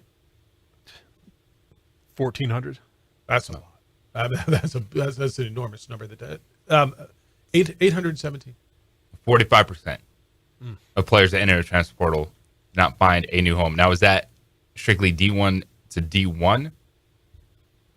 They haven't found a place. Because it feels like that means they're still not there. 45%. Is that anywhere? Yes. Just so not even they didn't go to JUCO. Oh, well, maybe they went to JUCO. I think there's some of those. Maybe they went to JUCO. There has to be. But they don't have a scholarship. Okay. So broken down by class, 48% of the freshmen, 42% of sophomores, 49%, half of the damn juniors. 256 out of 523 didn't find a new home. And grad transfers usually do only 19% of the grad transfers. That one, grad transfers makes a ton of sense because those are the it's a one-year guy and it's a plug and play. Immediately you know what you got. All right, so this is the story that is never told. This is the story about the transfer portal that goes completely untold. About the student athlete who has an opportunity. And I don't know, do you think as this gets out now, guys will be more reticent, more hesitant, will slow down the transfer process? Or do you just think this is just how it's going to be? And, well, I'm not one of those guys. I'm so good, I'm going to find me a place. I think you have these younger guys saying, well, 50-50 chance, I'm going to be on the better side of 50. 50-50 is a bad chance to walk away from a scholarship and pick your U. As adults, we see that clearly. But if you're 19 years old and you think you've got it, it's probably pretty tempting. All right, so do those numbers startle you? Yes. And when I said 1,400, I was thinking of people who I wasn't thinking of no sign whatsoever. I was thinking either sign with lesser or just didn't find a home yet. Found a home. But that's still 50% is 45%. It's bonkers. Like, and I came back from football, and I don't know what the numbers are in football this year. That was the year prior, but it was 30%. Didn't find a place. I mean, you guys, I get banged on this all the time, okay? And I don't care because I'll stand on this because I understand the value of a college education and how much it costs. But you are being afforded an opportunity, right, at a free, paid-for college education. And I know every one of these guys wants to be in the NBA. Every one of those guys wants to be in the NFL. But at some point, you got to sit there and just go, I just walked away from an unbelievable opportunity. And now what am I doing? Am I JUCOing? I got to find a way to pay for college. Am I going to college? Am I getting a job? Right? Mo asked a good question. He sent me a text. Were they disgruntled and left, or were they ran off by the team? That's a really, really fair question. And I don't know the answer. I think it's a mix. It's got to be a mix. Yes, like there's coaches that don't shy away from it. They're honest. Yeah, you're not going to play. You need to go. Yeah. There's that. So it's absolutely a mix of everything. It's not, 700 of these dudes were kicked off the team. Look, let's be very clear. You want to come here? I mean, everybody loved Javonte Johnson. Nobody didn't like Javonte Johnson. He worked his butt off. They recruited over him. Don't you think Javonte was probably told, you can stay, but you're probably not starting? Dude was a 3-year starter, right? Yes. KJ Jenkins was brought in. He was a shooter. He wasn't a great shooter. They don't you think they said, hey, we're recruiting over you. You can stay if you want, but if you want to go play, you need to go somewhere else, right? And they haven't. I don't think Rich Pitino shied away from that at all. No, Rich was pretty clear about that. So Mo, that's a really, really fair question. I don't know what the answer is on percentages. How many were encouraged, like Dion, right? like Dion basically told the whole team to get lost. And one of those players ended up at New Mexico. Yes, he did. And he's behemoth. Like behemoth, like 6'8", 340. Yeah, a second string right tackle. Second string, that's a big boy. Yeah, he is. That you can respond to that, but my whole point in that conversation was when guys leave here, it's not, oh, Patino lost another one, or almost always this place. Almost always they've upgraded on transfers. This place in particular has done way better on the transfer portal than, I don't know, than they haven't. All right, when we come back, let's hit the NFL. We're going to do the In the Red Zone at 9 o'clock this morning. DC's got some good questions for us. When we come back, is the hype on Tua too much? Is it too much hypa? We're going to get into that when we get back. It's back to school time. They're all back in school now, right? Things are hectic still. Students, parents, calm things down a bit. Make the call to on-the-spot automotive detailing. I love this.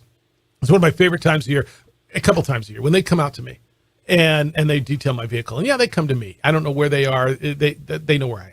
They'll come to you and detail your vehicle. That means inside and outside and under the hood and around the rims and under the seats. And they're going to find stuff you didn't even know was there. Or hey, that's where that went. There's be a little box. Hey, we found all this stuff in your car. But bottom line is when they're done, it looks, it feels, it smells like the day you took it off the lot. You go outside and it's done. They do this where and when it's convenient for you. Take care of what's probably your second biggest investment, your vehicle. On the Spot also offers a 10% discount to our military and our teachers. Learn more and schedule at otsdetailing.com. That's otsdetailing.com.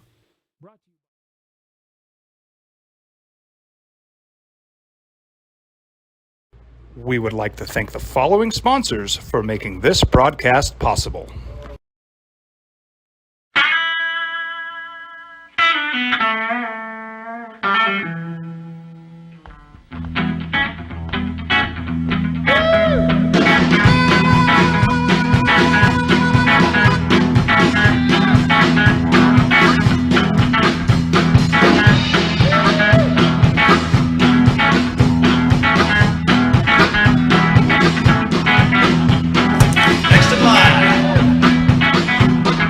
Rudy's is a proud supporter of ProView Networks.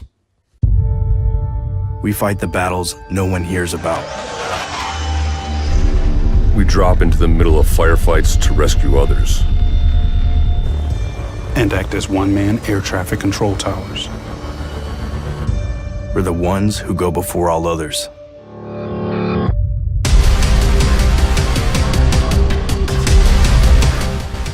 U.S. Air Force Special Warfare are proud supporters of ProView Sports. Don't sacrifice quality and flavor when you're in a hurry. Golden Pride offers ribs, fried chicken, red and green chili breakfast burritos, and Frontier sweet rolls. 4 great locations, or visit us online at goldenprideabq.com. Golden Pride Barbecue Chicken and Ribs are proud supporters of ProView Sports.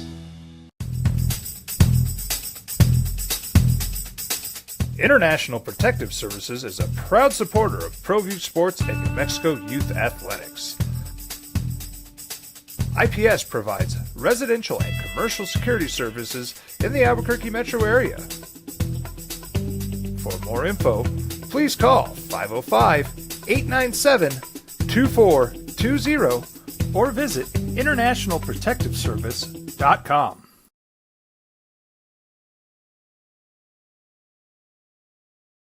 As a mom, I try to make the best choices for my family and our health. That's why I choose Western Sky Community Care. It's a Medicaid plan with quality health coverage and special benefits like Boys and Girls Club membership credit, additional dental benefits, and wellness and support programs.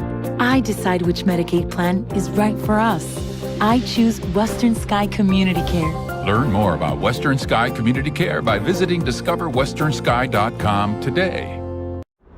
Hi everyone, my name is Master Sergeant Jacob Groves. I am an Air Force Special Warfare Pararescueman. Air Force Special Warfare are proud supporters of ProView Network and New Mexico Youth Sports. Air Force Special Warfare operators are critical thinkers. They maintain a high level of fitness, they take initiative, and they don't quit. For more information on Air Force Special Warfare, contact me at the number listed below. U.S. Air Force Special Warfare are proud supporters of ProView Sports. These are more than just the sounds of a safe place to go after school. These are the sounds of interest being ignited and of mentors making an impact. At Boys and Girls Clubs, we don't do just one thing. We do whatever it takes to meet the needs of every kid who comes through those doors. Because whatever it takes is what it takes to build great futures.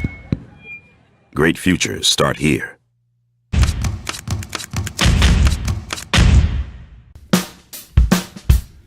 Well, I'm going to the frontier, walk up to the cashier, order up a root beer and a number one. Cover it with green stuff, one scoop is not enough. Find a booth is real tough, back by the Duke. Meet my family, meet my friends in the quirkiest restaurant I have ever been. All of Albuquerque's favorite spot, it's the Frontier Restaurant. The Frontier Restaurant is a proud supporter of ProView Networks.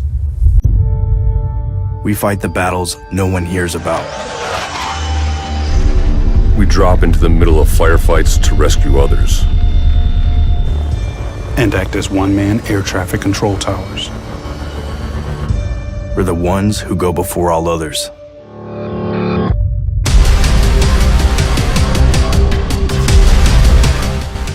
U.S. Air Force Special Warfare are proud supporters of ProView Sports.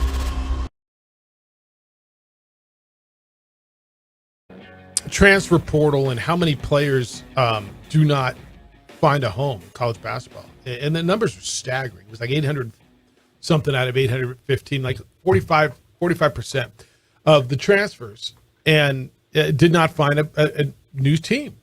I'm out of here. I'm going, and it's staggering. HB said, some perspective, Jeffy. Numbers are hard to understand until they're put into context. There are only about 5,000 Division I scholarships total, so you're talking about almost 40% of the players. Yeah. And that's in 1 year. So you figure, I don't know if there's enough data, but by the time everybody cycles through their 4 years of eligibility, after the COVID year, we'll start getting, what are you going to guess the percentage of players who transfer at least once in college basketball will be about, 85%? Oh, yeah. Or the other way to put it is, how many 4-year seniors will, the percentage of players that will finish their college playing career at the place where they started will be, if I told you it was going to be 15%, would that be too low? Guys who are just going to be 4-year guys somewhere? I take the under guys. Under 15%. Well, it's startling, right? But it's just the way it is. I'm not telling you it's bad. I'm not telling you it's good. I'm just telling you got to figure it out. Maurice says, concerned about Dickie P, Richard Pitino. When I talk to folks, they're concerned if Louisville basketball don't get into a real conference, Dickie P's gone. He's not hanging out to coach in a league with Wyoming, UTEP, and North Dakota States for Maurice. I think conference realignment is a big thing. Let me just tell you this. I'm going to tell you, if Richard Pitino, they get up in the Pac-12, if there's someone who comes in and offers him $3.2 million to go coach the Big East, he's gone one way or another. I don't care what conference you're in. That is the correct statement. And that's when you shake his hand and say, thank you for making us better, wish him well, pat him on the back, and the next guy comes into a better situation. Because that's how this is going to play out. So, that's just the nature of the beast. Now, is he more apt to stay around if they're in a better league? Yeah. All right, is there too much hype around Tua? Tua Tagovailoa played his first football game in 237 days. Quote, it's awesome. You get all the feelings that you normally feel of getting back out there again. Butterflies, anxious to get out there. All these thoughts going through your head. I thought it felt really good being able to go out there. Call plays with the guys, the camaraderie in the huddle. I had forgotten how long it's been since he was on the field. That he did not finish last season. Now, when they were in the playoffs, it was Skylar Thompson. Mm-hmm. Teddy Bridgewater got hurt. What kind of years Tua going to have? Because this is another one of those situations where there's from the coaching staff zero concern. Plug and play, right back to it with Tua on the field as long as he's healthy. Yep. It's a guy. He was in the conversation for MVP last year. Putting up MVP numbers. Yeah. Well, it's the perfect system for Tua. He is not a guy that's going to overwhelm you in the passing game. The word that's used all the time with Tua, he's accurate. He's not going to throw you that big ball, but that's why you have ridiculous speed in Jalen Waddle and Tyreek Hill. Let's play a game. You guys want to play a game? All right. Would you rather have Tua or the other? Tua or other? Right. So I think it's you'd rather have Lamar, probably Josh Allen, right? Patrick Mahomes, Aaron Rodgers, right? Joe Burrow. You'd rather have all those guys. I think you'd rather have Trevor Lawrence than Tua, right? Yes. Derek Carr or Tua? Next for this year and the next two. Next 2 years. I want right now. I'm building a team. I have Tua, or I can have Derek Carr. Who you want? Me, Tua. I'm taking Carr. I'm taking Carr. Dak Prescott or Tua? I'm taking Tua. Dak Prescott. That's a tough one. I don't want either, but honestly, Tua. Geno Smith. This should be easy, right? Should be. But it's not. Or Tua Tagovailoa. Tua. Geno.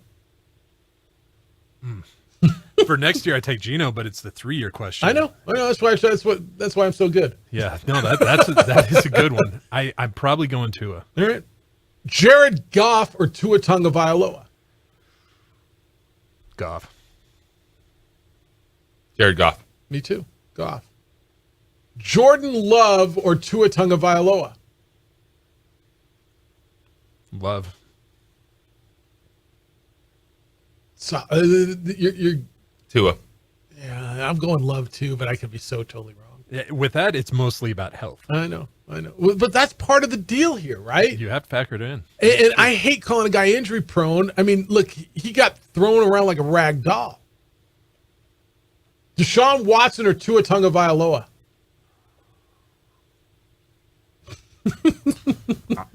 I look at that contract and I'm thinking Tua. Tua. This is one where, at this moment in time, I'm just going to take the guy I can trust. It's all the variables, right? But that's part of the position. Yeah. That's part of that position. It's about all the variables in there. My point in playing this little game is here's a guy that after his junior year or whatever, sophomore year, the year before he came out, was the obvious number one. He was the next Andrew Luck. Then he got hurt with the hip injury in college. And he's been broken so much in the pros. He's small. I'm going to tell you, I think there's a left-handed bias in here too, right? I don't know. He was terrific.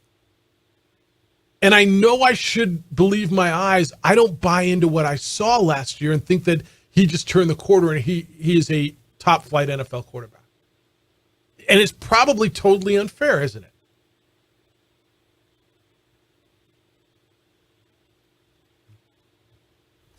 Don't know if unfair, because there are so many questions. I think it is fair to bring it up.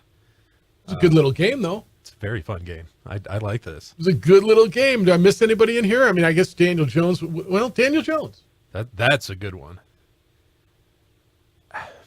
Probably leaning Jones, though. It's a hard one, right? Justin Fields. I know where you're going. Yeah. 2 years. I want 2 years to Justin Fields. Okay, I'll take Justin Fields too. Kirk Cousins. Tua. Really? I keep thinking about the 3 years, so I'm leaning Tua, but if it's 1 year, I'm definitely going Cousins. Let me throw this stupid one at you. Brock Purdy. Wow. It's not as easy as it should be, right? You're right. You are right about that. With Purdy, I'd go with Tua, but it's very close. All right, so I think we answered the question at the top. Is there too much hype on Tua? That's how you phrased it? Yeah, probably. But maybe not because he was so damn good when he was healthy. What he is asked to do within that offense. I think at times we have this conversation and we always grade quarterbacks Patrick Mahomes, Joe Burrow, Josh Allen, versus, all right, how does this offense design to maximize that quarterback? Yeah, Tua is not the talent level of those guys, but can he maximize what he is asked to do in that offense to compete with those guys? The answer is yes, because they're so fast on the outside. You believe he's going to be healthy? The thing I have with Miami is, what else can they develop? Who's wide receiver 3? Do they have a tight end on this team? Can they manufacture a run game? It wasn't a great running game last year. I mean, that's a team that could have actually just used the name at the position. Dalvin Cook? Could have used a Dalvin Cook. Well, you know what?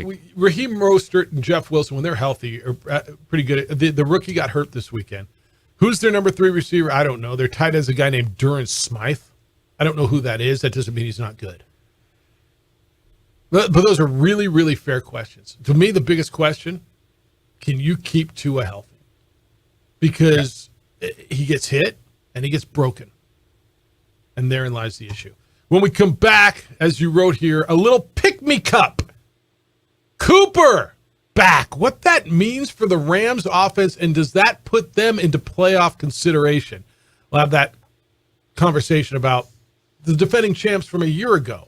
Not last year's champs, the defending champs from a year ago. Hey, sadly, Albuquerque's not known for safety and security, right? There's crime. There's crime everywhere. Aaron Jones, the owner of International Protective Service, IPS, started up his company years ago to protect homes in Fort Hills, and now hundreds of homeowners and business owners all over the Burque trust Aaron and IPS to protect what they have worked so hard to build. His business is to protect homes and businesses. Now Aaron's looking for some help. So if you are a former or retired police officer, if you've got military or security experience, if you want to make our city a better place to live and work, he's asking you to fill out an application at ipsglobal.com. They've got world-class professionals who will train you to handle almost any situation. You will work for a great company, and you'll be doing tremendous things for our community. 505-897-2420 is the number. 505-897-2420 or online at ipsglobal.com. Join IPS if you want to make Albuquerque a better and a safer place to live and work. This report is...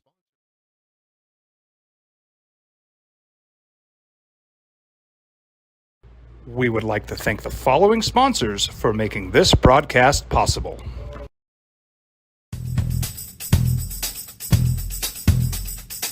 International Protective Services is a proud supporter of ProView Sports and New Mexico Youth Athletics. IPS provides residential and commercial security services in the Albuquerque metro area. For more info, please call 505-897-2420 or visit internationalprotectiveservice.com. Hi, my name is Daniel Chavez, and this is my business partner, David Chavez. We are the owners of Indeed Safety. Indeed Safety is a local safety consulting company helping our clients with their safety needs for their projects. One of the things we pride ourselves as a construction safety company is helping our men and women in construction get home safe every day to their families. Indeed Safety is a proud supporter of ProView Network.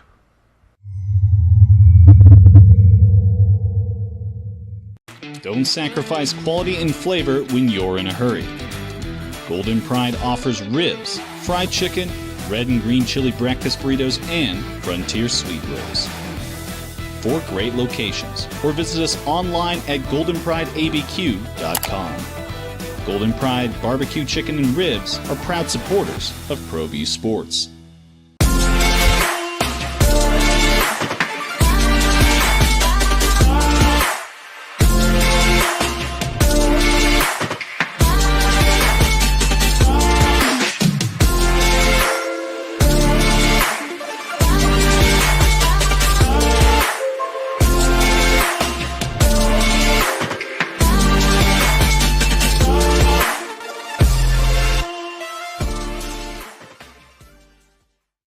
Sometimes it's the small things that make life easier, like never worrying about being declined at an ATM when only cash will do. With your covered from US Eagle, we'll cover you, even if the money's not there. That's a good feeling, and we do it with no extra fees or penalties. It's called trust, and we think that's important, especially if we're asking you to trust us. At US Eagle, That's just part of what it means when we say people mean more. These are more than just the sounds of a safe place to go after school. These are the sounds of interest being ignited and of mentors making an impact. At Boys and Girls Clubs, we don't do just one thing. We do whatever it takes to meet the needs of every kid who comes through those doors. Because whatever it takes is what it takes to build great futures. Great futures start here.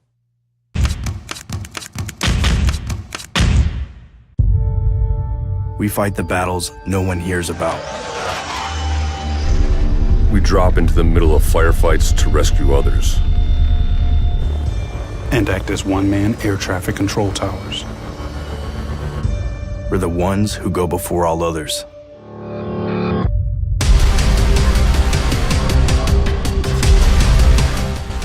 U.S. Air Force Special Warfare are proud supporters of ProView Sports. Hi everyone, my name is Master Sergeant Jacob Groves. I am a Air Force Special Warfare Pararescueman. Air Force Special Warfare are proud supporters of ProView Network and New Mexico Youth Sports. Air Force Special Warfare operators are critical thinkers.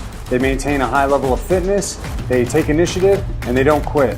For more information on Air Force Special Warfare, contact me at the number listed below. U.S. Air Force Special Warfare are proud supporters of ProView Sports.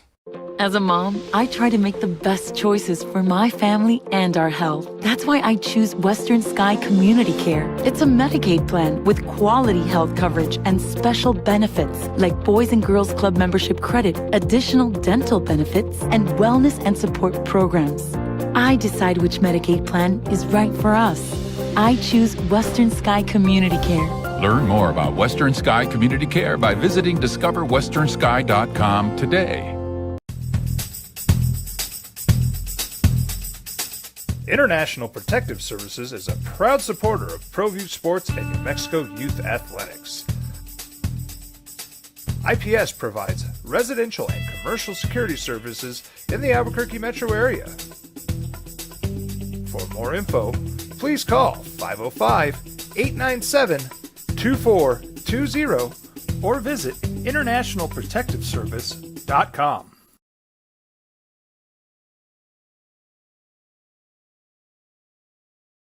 We would like to thank the following sponsors for making this broadcast possible.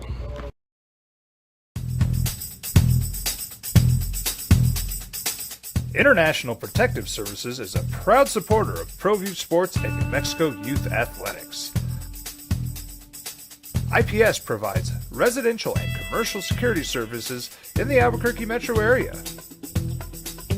For more info, please call 505-897-2420 or visit internationalprotectiveservice.com.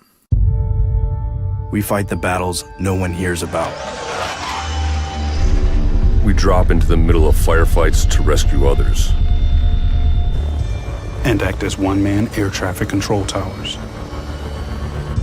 We're the ones who go before all others.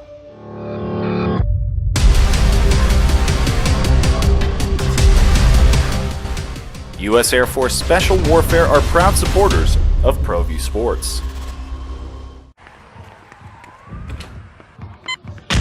These are more than just the sounds of a safe place to go after school. These are the sounds of interest being ignited and of mentors making an impact. At Boys and Girls Clubs, we don't do just one thing. We do whatever it takes to meet the needs of every kid who comes through those doors. Because whatever it takes is what it takes to build great futures. Great futures start here.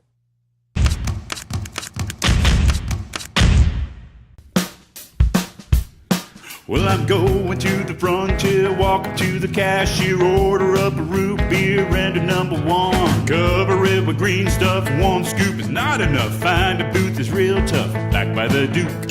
Meet my family, meet my friends in the quirkiest restaurant I have ever been.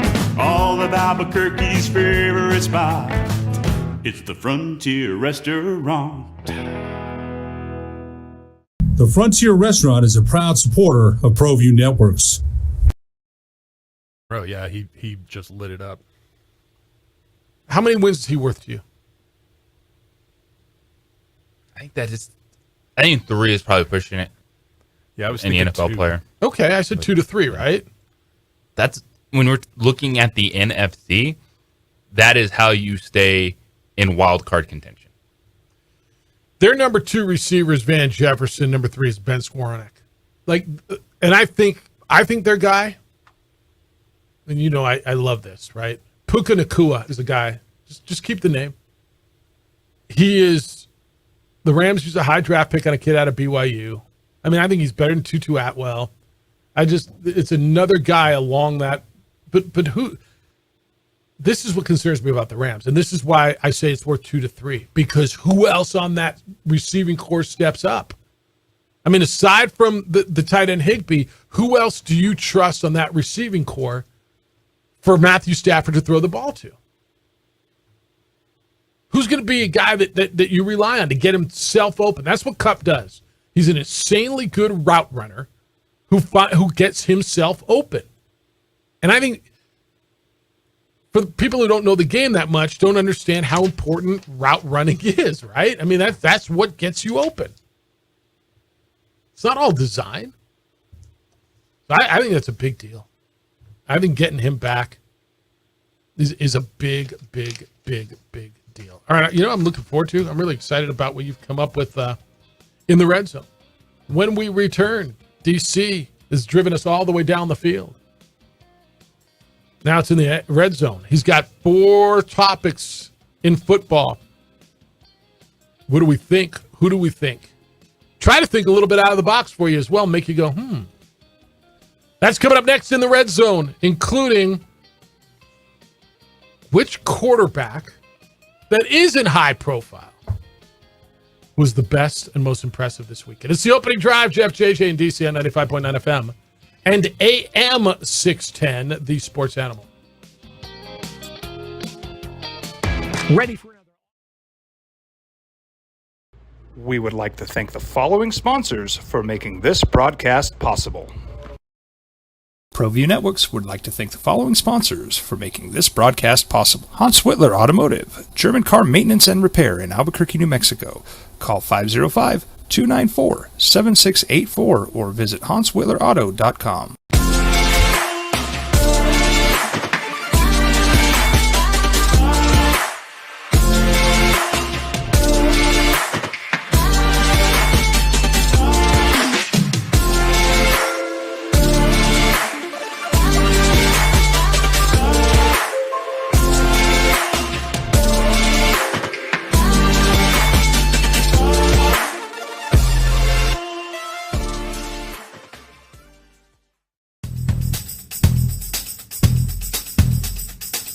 International Protective Services is a proud supporter of ProView Sports and New Mexico Youth Athletics. IPS provides residential and commercial security services in the Albuquerque metro area. For more info, please call 505-897-2420 or visit internationalprotectiveservice.com. Hi everyone, my name is Master Sergeant Jacob Groves. I am a Air Force Special Warfare Pararescueman.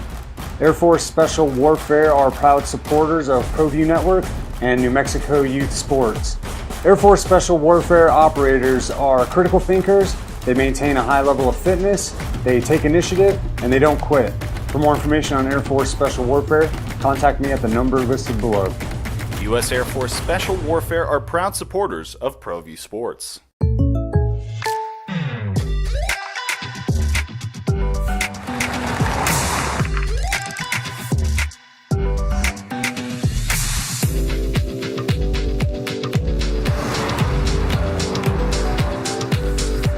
For your surprisingly great rates, contact your local State Farm agent today. If you want the real deal, call State Farm agent Marty Size in Albuquerque today. Like a good neighbor, State Farm is there.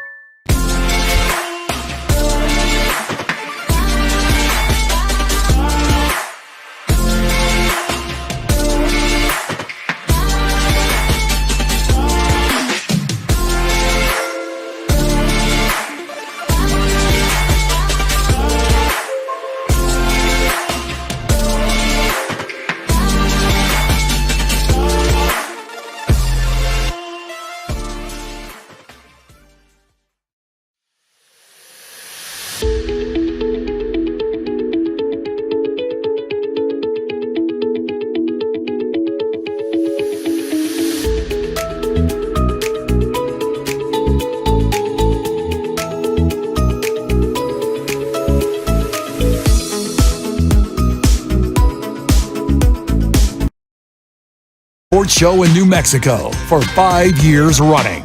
It's the OD in the AM with 3-time New Mexico Sportscaster of the Year, Jeff Symbieta and JJ Buck. One more week in the preseason for the National Football League. No more weeks of preseason for college football. Well, 0. Well, 0 means a lot, man, doesn't it? 6 games. Well, 0 means 6. That's this weekend. Aggies will kick off football season down in Las Cruces on ESPN on Saturday against UMass. Lobos 2 weeks away against A&M. One more week of NFL preseason. So what did we learn in this last weekend's preseason? Get through some of that in today's In the Red Zone. How much you want to make a bet I can throw a football over the mountains? Are you crazy? I'm saying you're a football player. Oh, yeah. I'm going to Tom Brady this game. You're in the Red Zone with Jeff Symbieta and JJ Buck. Let's go, baby! It's first and goal. All right, here we go. Pickett, Love, and Danny Dimes all had nice games this weekend. Which non-elite quarterback stood out the most in preseason week 2 and why? Kenny Pickett. Kenny Pickett is going to win a lot of games in the NFL. Kenny Pickett is going to frustrate Steeler fans for a long time because you're never going to feel he's elite, but he's going to be good enough. And Kenny Pickett and the Pittsburgh Steelers are the team that should be the X factor, the team you should be talking about, not the Cleveland Browns. So I like that, and I actually agree with what you said on Kenny Pickett. I'm going to go Kyle Trask because he's competing, I think, for a job with as Tampa Bay starter with Baker Mayfield. And Kyle Trask played most of the game, went 20 of 28 for 218 yards and a touchdown, and looked, for the most part, like an NFL quarterback. Now, I don't love him nearly as much as you love Kenny Pickett, nor I like Kenny Pickett. But I thought Kyle Trask played pretty well. Second and goal. Ready, down, put. All right, we also saw some running backs start to emerge. Talking about Julius Chestnut in Tennessee going 13 carries for 98 yards and a touchdown. Over Jacksonville, you had Tank Bigsby going 13 carries for 70 yards, which included runs for 17, 13, 11. So which backup running backs will have the biggest impact during the regular season? So I love me some Tank Bigsby too. But JJ, you turned me on to this. This is where I'm going. I'm going with my guy, Dante Foreman.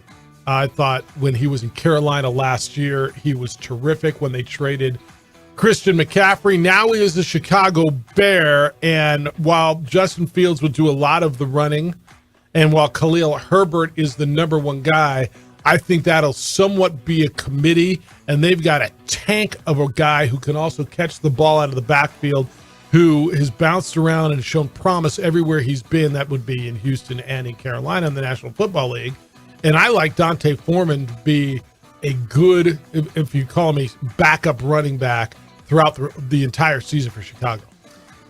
Non-marquee name running back that's going to have a big contribution. I got to keep it in Denver. It's Samaje Perine, just because Sean Payton is committed to 2 running back sets. We have seen players in that system be very good. Yes, they'll have a legit number one, as Alvin Kamara was in the Saints. You'll see that from Javonte Williams. But you look at the years, Mark Ingram, whoever it is as an RB2 playing out, Samaje Perine, name the watch. Third and goal. All right, The Athletic released their NFL stadium rankings this morning. The Vikings' U.S. Bank Field took the number 1 spot for the second time in 3 years. Surprisingly, Empower Field at Mile High took number 9 on the list. In your opinion, what are the best and worst stadiums in the NFL? This is tough. Oh, you're up, Brian.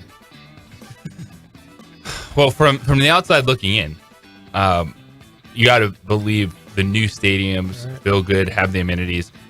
One I would love to visit is Mercedes-Benz Stadium in Atlanta. Is all you hear about is how affordable it is, and they have affordable concessions for fans. I think that is huge. What about worst? The oldest out there. Yeah, I mean, right? I don't know. This was hard for me because I've been in for a lot of these stadiums, like a lot of them not even for football. I've been in Houston Stadium for basketball. I've been at Ford Field, but not for a game. I've been at SoFi for a Taylor Swift concert. I mean, they're beautiful. SoFi is unbelievable, by the way. SoFi is unbelievable. I hear, obviously where the Cowboys play. I don't know, but I've been to Soldier Field. I'm going to guess, and I'll put Soldier Field was all right. I mean, it was cool because the atmosphere. I've been to a Bears game there. It was fine. I don't know worst. I haven't been to all of them. So I'm just kind of going oldest. I'm going to guess Buffalo might be the worst just because A, they're looking to get a new stadium there, and B, it's so freaking cold. Arrowhead's the one that stands out to me because it's just best or worst. Worst. It's in Independence. There's nothing nearby. I've been there for a game. Yeah, they need to rebuild bad. 4th and goal. Did I stutter? Beer me. All right, week 0 is here. I know this is not NFL, but these are real games. What NCAA game or games are you paying the most attention to this weekend? All of them. Because there's only 6 of them. I was telling JJ, I was looking at the schedule, and like literally all of them. And I'll tell you why. I mean, obviously New Mexico State and UMass, they're Lobos' 3rd and 4th opponents. 7, Jeff. Is there 7? 1, 2, 3, 4, 5, 6. What's this? Oh, there is 7. There are. Well, first of all, because my other life, I'm a bowl director in college football, so I watch all of them. I'll tell you why. First of all, Notre Dame Navy's going to be in Dublin, and it's going to be like super impressive to watch. I'm watching that. I always watch what UTEP's doing, and I'm interested to see Jacksonville State. You're like, why, dude? Rich Rodriguez is the head coach there. Obviously, I'm interested in New Mexico State, UMass. San Diego State's opening up against Ohio. It's a Mountain West team. You gonna leave me any games to talk about? No, but I'm telling you why I'm looking at every one, because I don't have an answer for you. I every single game, I want to see SC play. I want to see what Caleb. Well, Williams guess what? looks like. You can't see SC play because it's on the Pac-12 network. Fair enough. All right, all of except for USC. So there is. You started. Your statement was correct, Jeff. There are 6 games this weekend because USC does not count because it's on the Pac-12 network. I can watch every other damn game. Yeah, fair enough. But Hawaii at Vanderbilt. Really? Let's go, Timmy Chang. Really? In that half-broken, not built I was Vanderbilt by there stadium. a couple weeks ago, man. The construction's crazy over there. It ain't done. I know. It won't be. It won't be for a long time. Go get him, Hawaii. Go get him. You think Hawaii's got a chance there? Go get him. 17-point dogs on the road against an SEC team. All right. What are you looking forward to? I know you're more of a pro guy. I love me some college football. Like, I just told JJ, I'm sitting on my arse. I got cross country in the morning, the first meet of the year, and then I'm probably not moving. I'm going to be on my Tukas. Yeah, I like the overseas game with Notre Dame. That's really interesting. Look at you. You're all big name, right? All big time guys. I got it. I did some of those games last year, so I watched them more than most college teams. But I think it is very cool how they're actually going overseas to play this game. Yeah. And didn't they do that last year too? I was with a good buddy on Friday night at the Hart Gallery Gala, and he says, "Yep, we're going Monday. We're going to Ireland, and we're going to the Notre Dame game." And I'm like, "Wow, like that'd be a hell of it." Let me go over, play golf throughout the week in Ireland, and then go watch Notre Dame Navy in Dublin. And Dublin's such an awesome city. Yeah, you've been there? Yes, I have. Yeah, I've never been there. I've been there for St. Patrick's Day, and it snowed. Oh, did it? Yeah, it did. It was wild. I'll bet it was kooky. Yeah, it didn't stop anyone. That's good. All right, that's your In the Red Zone, and we will do it every day. We'll move it around every day, and you know what? If you've got a topic, you're welcome to send one in too. You can send it. I'll get it over to DC if you want to send it to Jeff at sportsanimalbq.com. If you got a question you want us to throw like in a there. Red Zone mailbag. Yeah. Ooh, I like hey, that. you know, I didn't get this. We're Friday. Jason sent me an email. And so, DC, Jason is a Hall of Fame texter on this show. And I want to get this in. Diego Pavia, if you missed Friday's interview, and it's up on our website, wherever you get your podcast, and I encourage you to go back and you can get that. Danny Gonzalez is up from today. Diego Pavia, the quarterback at New Mexico State, I thought was terrific. And that's, JJ, every once in a while, I'll go throughout the day, and this was throughout the weekend. Dude, I heard Diego on there. He was awesome. Thanks for doing that. But Diego Pavia on with us Friday last, talking about the chip on his shoulder and his journey from being an unheralded, unrecruited quarterback out of Volcano Vista to winning a national championship at JUCO to winning a bowl game, being the MVP of a bowl game last year. He was terrific last week. He is a guy that if you are able to take off your Lobo hat for a second, if you're a fan, that is hard to root against. Yeah, he's one of you. He's a Porqueño. He is a hard-working lunch pail guy. I get it. He's an Aggie. but 100%. All right, so I got this. It's this hard hat and lunch pail. It says, "Good morning, OD. Epic interview with NMSU's QB1. Diego Pavia has taken the road less traveled. The route has forged a young man with toughness and moxie, and with Jerry Kill is a perfect match in the 575 for that fan base and that school. I often wonder why many local athletes don't take advantage of the JC opportunity that NIMI, or any JC for that matter, presents as chance to write your story with meaningful snaps and personal growth. But I digress. It is either shocking or more telling that the position UNM has not gotten correct since Coach G has been at UNM as quarterback. And Pavia was only offered an opportunity to walk on at UNM, which should elicit a from anyone paying attention. But in fairness, it's worked out for both parties. NMSU and Pavia went on to a winning season, bowl victory, MVP, and Heisman vote, while UNM went on to, long pause, to be the best D2 playing in FBS. I guess that is something, right? Hey, at least they have a new stadium lighting, which is all the better to heat that seat Coach G is firmly on right now, which could be boiling after the NMSU game. DC, my dude, he says. Instances of charging. Remember we were talking about charging? He says, DC, my dude. He spelled it D-E-E-C-E-E, which I kind of like. Here are some. Losing a 25-point lead at home with 7 minutes in the second half to Nevada in the monument to mediocrity, a.k.a. the Pit. Being the last undefeated hoops team in the nation, only to bow out of the NIT to a whack cupcake by double digits at home. Question.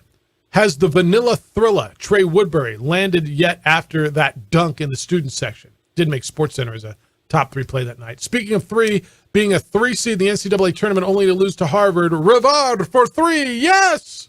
It's good to be back in the 575 from the 808. Hashtag JUCO product, crimsonally, Jason. Jeff, sorry for the typos, a little rushed after the interview. That came in and I want to get him. So Jason's shtick is, DC, you'll get this, somewhat the same, but he's really creative. Don't you think, JJ, in spinning it? He's an Aggie that will take his shot at the Lobos every time, but it's always in a little bit of a different form. He's pretty good. He's pretty good. But he wonders why more guys don't take the JUCO route. Nobody wants to play JUCO. Right? It's not an easy route. It's not nothing glamorous. easy about JUCO. No. There's nothing glamorous about going that route. But. All right, when we come back, the World Cup is over. Spain won. Their coach is defending his tactics. Supposedly, he was really hard on the players, and the players didn't get all what they should and weren't treated as they should. Does winning the World Cup justify how he treated the players? It's the opening drive on 95.9 FM and AM 610, the Sports Animal. The Jim Rome Show. Brock Purdy cleared to practice without restriction. Very good news for the 49ers. We would like to thank the following sponsors for making this broadcast possible. ProView Networks would like to thank the following sponsors for making this broadcast possible. Hans Whitler Automotive, German car maintenance and repair in Albuquerque, New Mexico. Call 505-294-7684 or visit HansWhitlerAuto.com.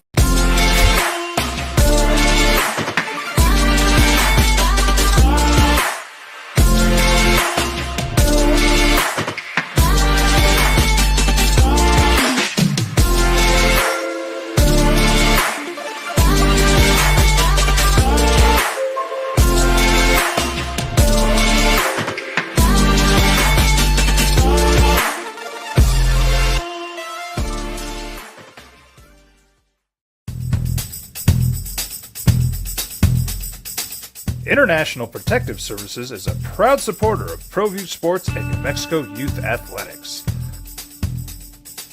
IPS provides residential and commercial security services in the Albuquerque metro area.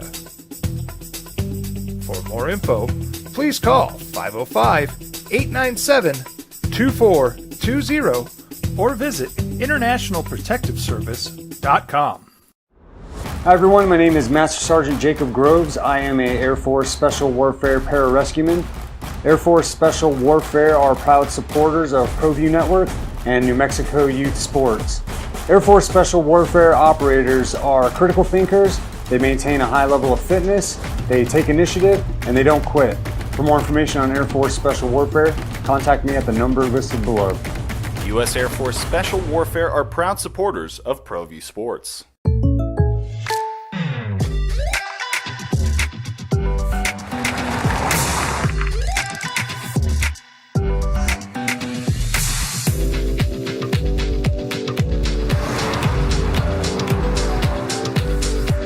For your surprisingly great rates, contact your local State Farm agent today.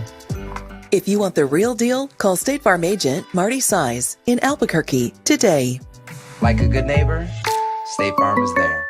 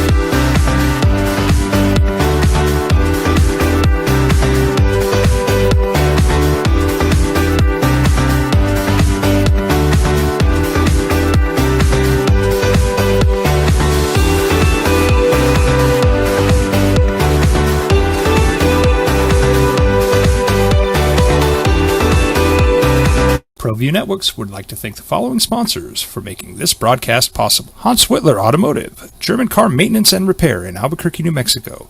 Call 505-294-7684 or visit hanswhitlerauto.com.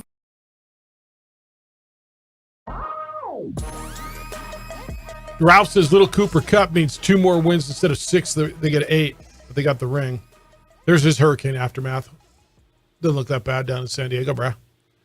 My brother's place, just a little rain. My mom said the earthquake was way sketchier than the storm. Way sketchier. All right, opening drive. Jeff, JJ, and DC. So I don't know if you watched in the middle of the night Spain win. Once the Americans are out, I don't think anybody cared about the Women's World Cup. It was hard to hear a peep about the Women's World Cup. Am I wrong? Middle of the night. The U.S. being out and the timing, the live finals are going on in the morning. All right, here's why we're going to talk about this, because I hear this all the time, and we have this conversation. What cures everything, JJ? What cures everything in sports? Winning. Okay, so we have this conversation all the time. Winning cures everything. It doesn't matter. If they win, nobody's going to care. Why are people not going to the games? Well, if they're not winning. Okay, if you win, they will. The head coach is in trouble. If you win, they'll be fine. And winning cures everything. I don't know if it does. Spain just won the Women's World Cup. Their head coach is a gentleman named Jorge Vilda. He is, by every account, loathed by his players, correct? That is correct. They don't celebrate with him. His methods, his personality, his approach, there's no warmth. They hate him. But he won.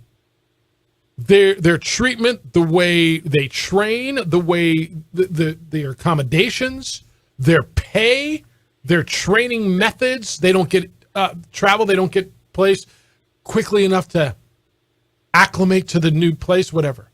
But they won. People have wanted him out for a long time. He left 12 of 15 team players off the squad. 15 players went to the Spanish Football Federation and complained about him. They left him in. Does winning the World Cup for him validate everything? Does it validate his methods? Not at all. But they won, JJ. Not at they all. won the World Cup. They did win. It's credit to the players and the coaching staff was along the way, but that just doesn't give you a free pass to be a terrible coach. Like or a terrible person. The stuff he was doing, and this is evident, and there are a lot of stories now that there were 3 teams from Africa that advanced in the knockout round. That was like never happened in the World Cup. And it's like, oh, you actually invest in these federations and teams and you could get success. And there's been far too many of these stories where it's just blatant disrespect, get over it, we can do this because no one cares about you, so who's going to be on your side? That just because you won the World Cup does not mean his methods of alienating players, not putting him in positions to be successful overall. And I know a lot of people, I know it, Jeff, like, well, they just won, so of course it did. 100%. But putting them in a position where even as an athlete, you don't want to be there, it also shows, how poorly some of these federations handle women's soccer and other places. It's really hard to go to work for a boss who doesn't respect you, who treats you like that, right? It's hard. That's what, by every account, Vilda has done to his players, right? Yeah. The There's way times like he didn't talk to his team. Yeah. And like how as a soccer federation, even if you want to say women's soccer is not a priority, how do you even overlook that if you're Spain?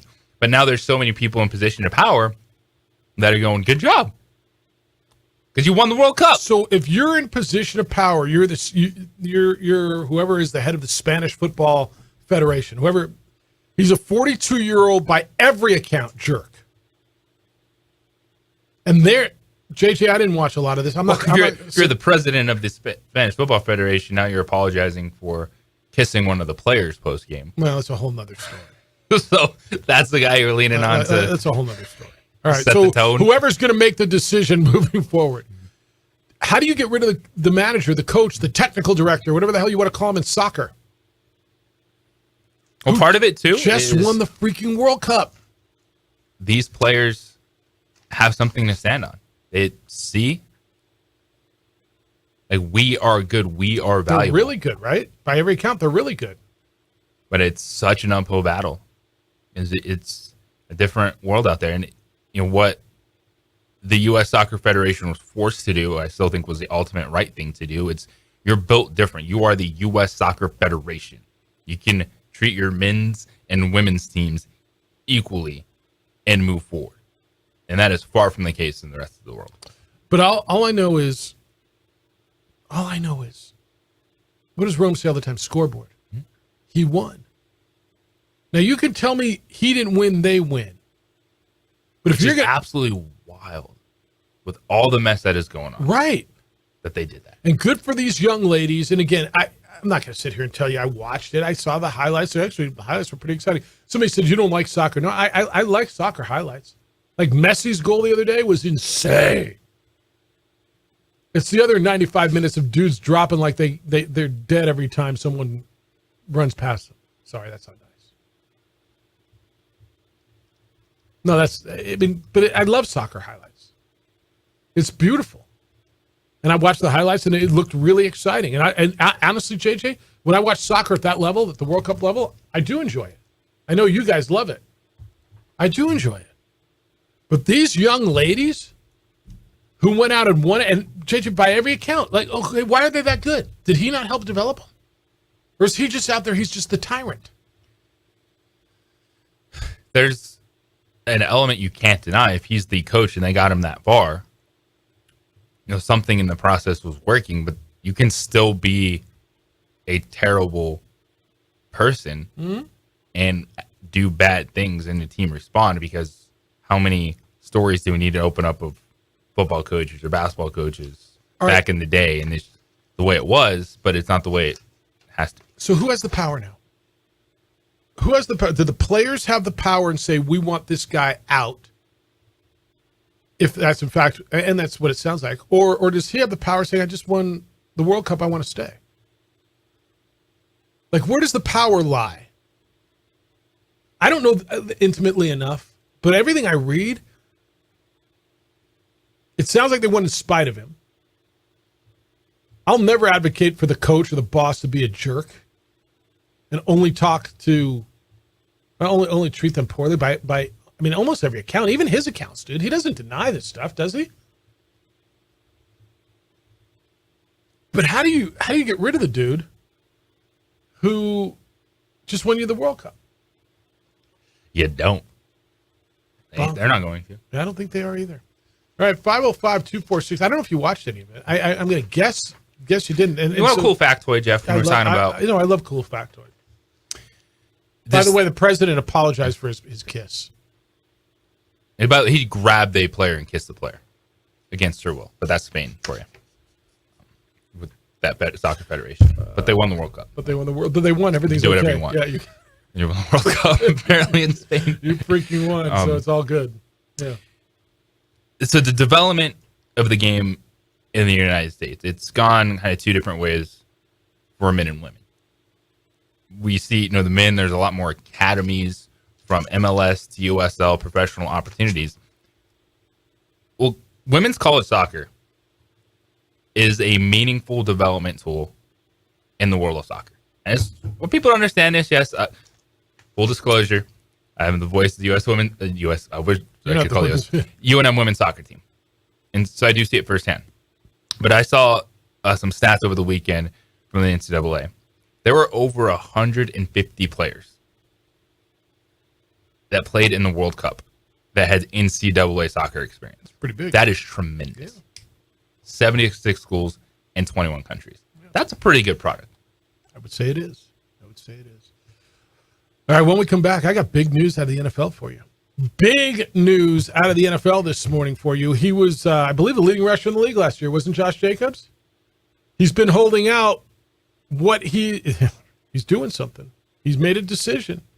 Will he play or will he not? Should I play or should I go now?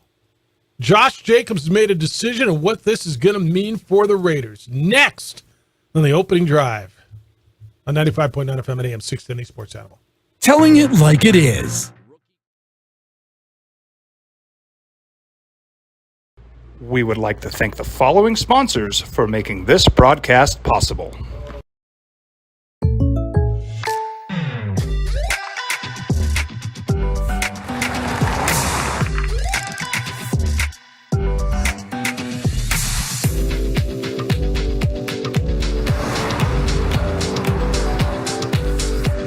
For your surprisingly great rates, contact your local State Farm agent today.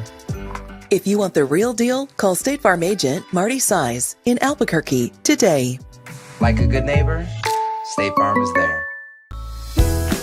Hi, my name is Daniel Chavez, and this is my business partner, David Chavez. We are the owners of Indeed Safety. Indeed Safety is a local safety consulting company helping our clients with their safety needs for their projects. One of the things we pride ourselves as a construction safety company is helping our men and women in construction get home safe every day to their families. Indeed Safety is a proud supporter of ProView Network.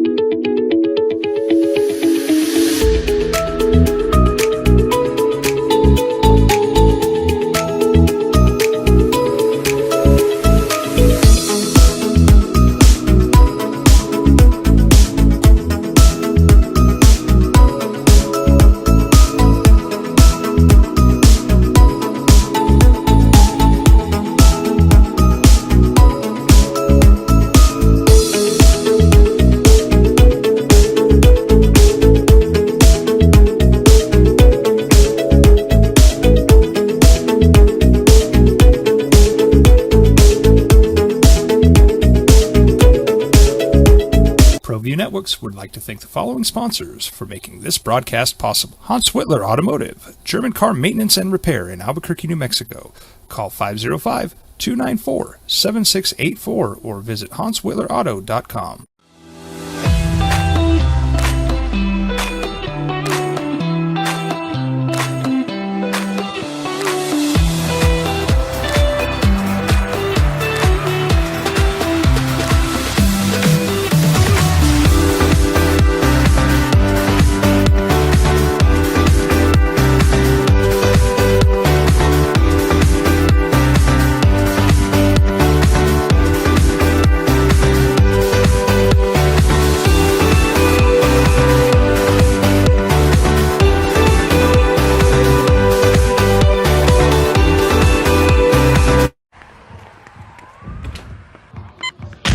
These are more than just the sounds of a safe place to go after school.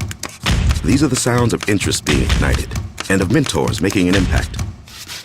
At Boys and Girls Clubs, we don't do just one thing. We do whatever it takes to meet the needs of every kid who comes through those doors. Because whatever it takes is what it takes to build great futures. Great futures start here.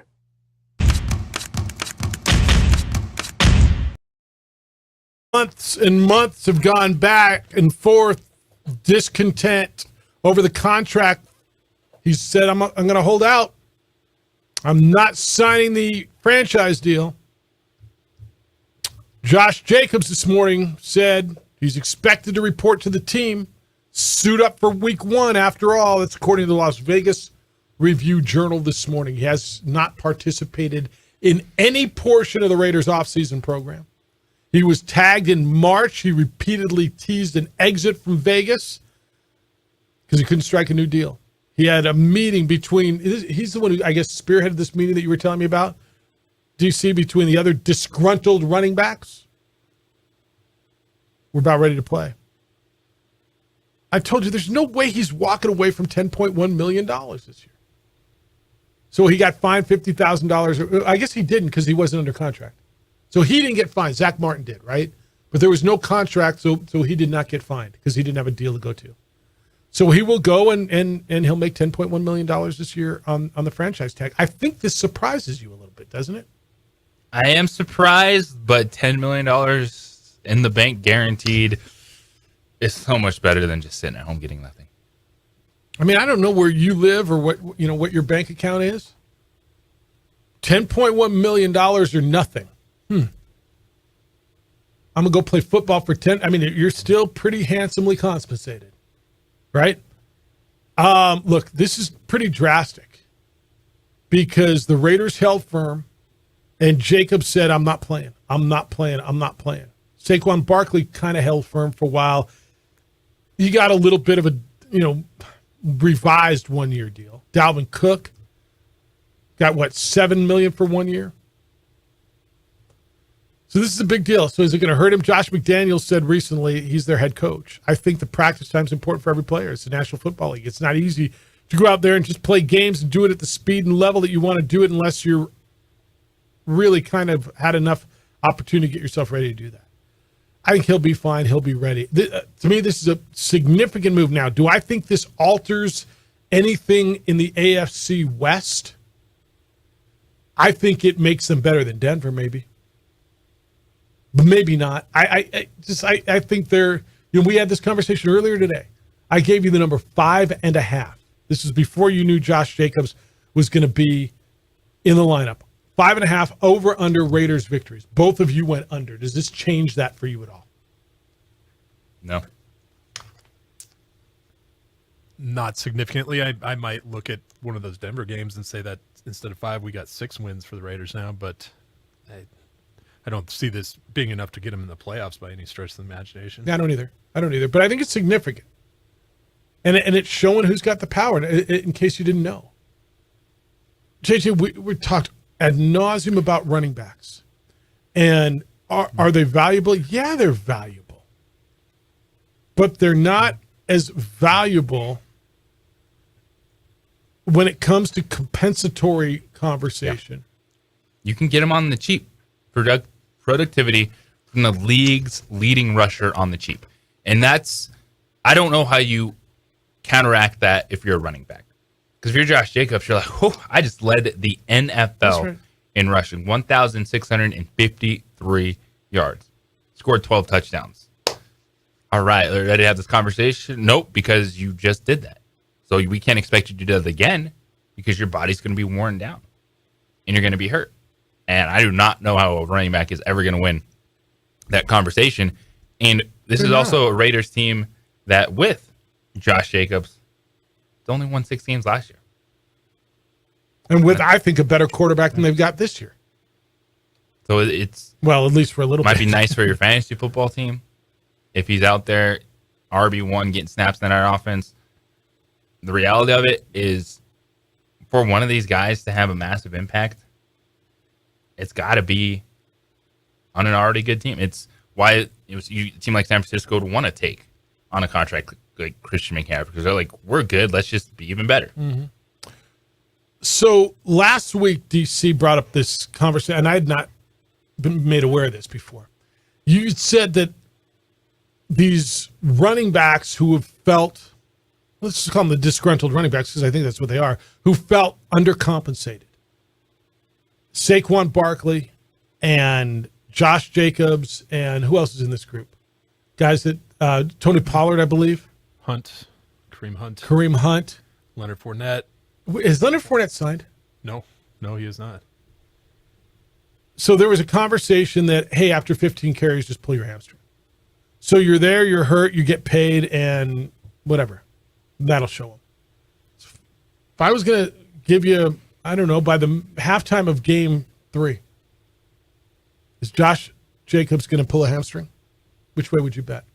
Because if he's the guy who came up with it. That would be the move. I think that's the move. I got my guaranteed. I got my money. Bleep you, my hammy's out. Because the hammy doesn't, it doesn't show up on an x-ray. It's hard to prove on an MRI. Oh, I'm sore, man. I can't go. Nope. My hammy. Let's get some treatment. No, I can't go this week. No, I was hoping to go this week. I want to be there for my guys. I can't go. If anyone was going to do it, I think Jacobs could try and go that way. I thought more about, like, why would they do this? And I think for the high-end guys that are trying to prove their value, that you can't just plug and play. So if like you said on week 3, Jacobs 15 plays in, hammy problem, you plug in a backup and they don't do anything, I think he feels like he's proving the point. Okay.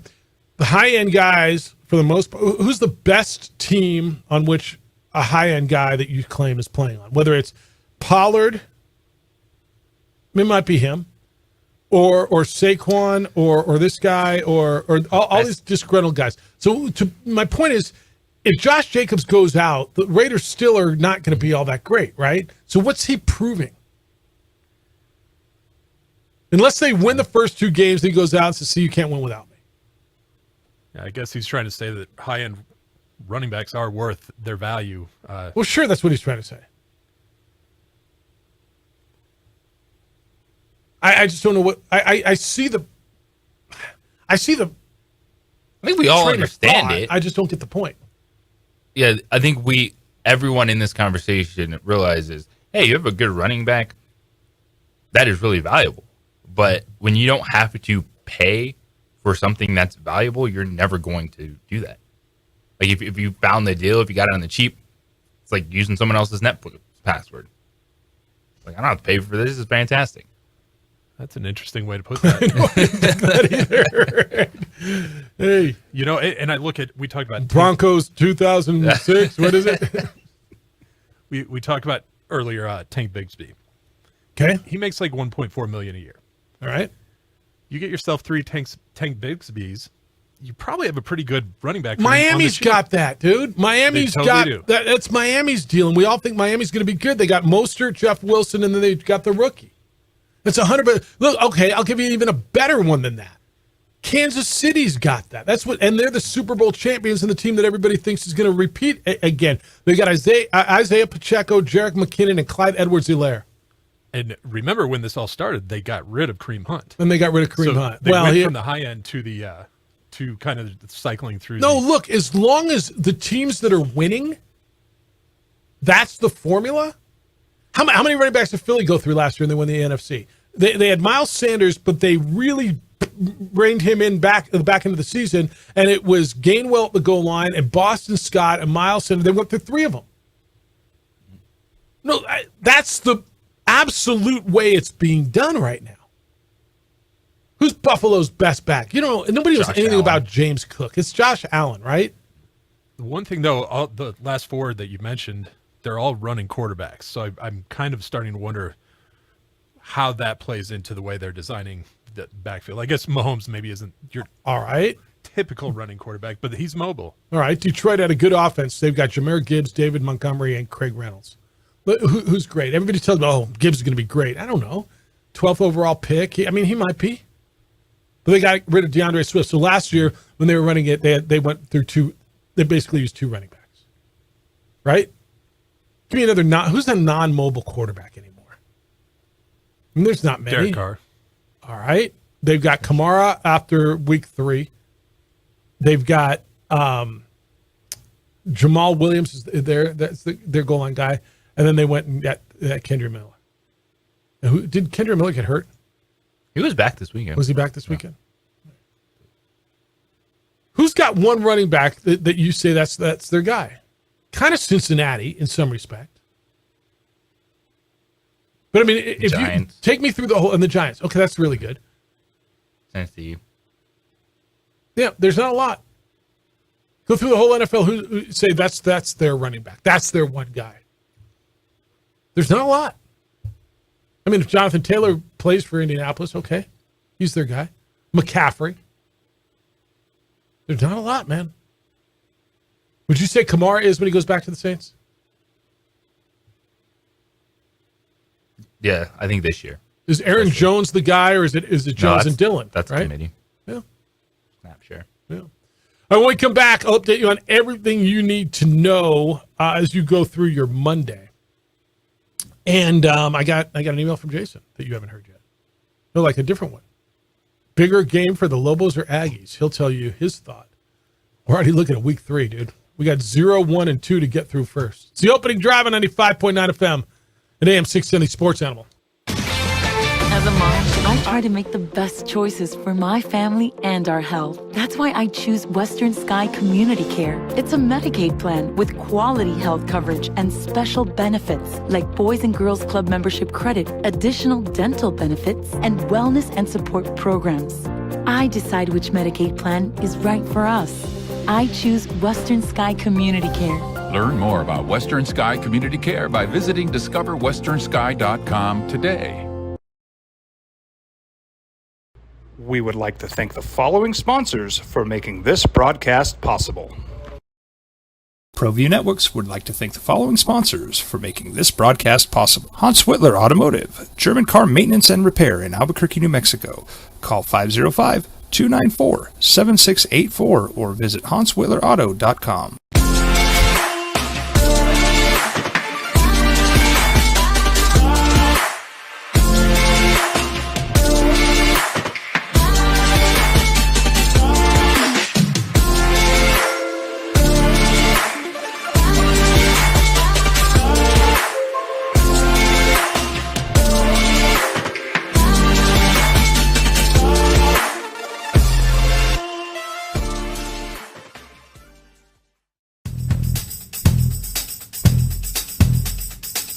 International Protective Services is a proud supporter of ProView Sports and New Mexico Youth Athletics.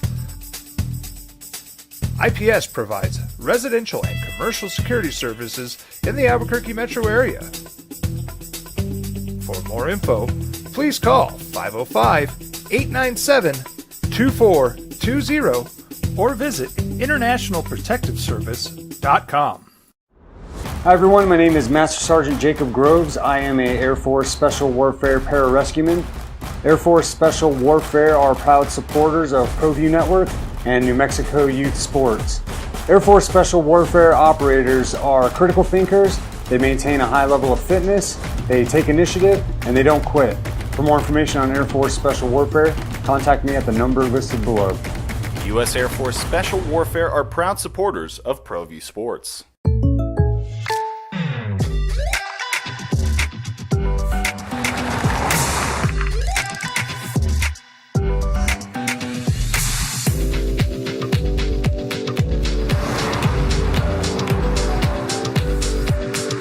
your surprisingly great rates, contact your local State Farm agent today. If you want the real deal, call State Farm agent Marty Size in Albuquerque today. Like a good neighbor, State Farm is there.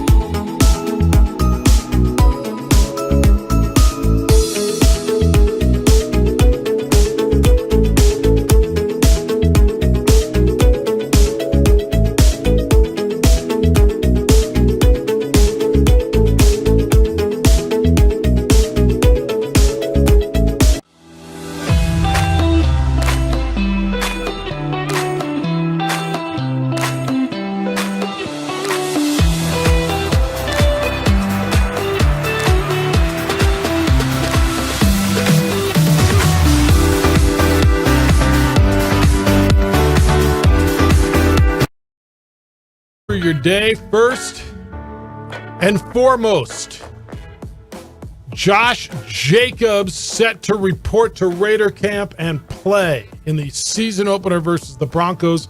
He is the Raiders running back, the leading rusher in the NFL last year, who has been holding out. He will play on the franchise tag.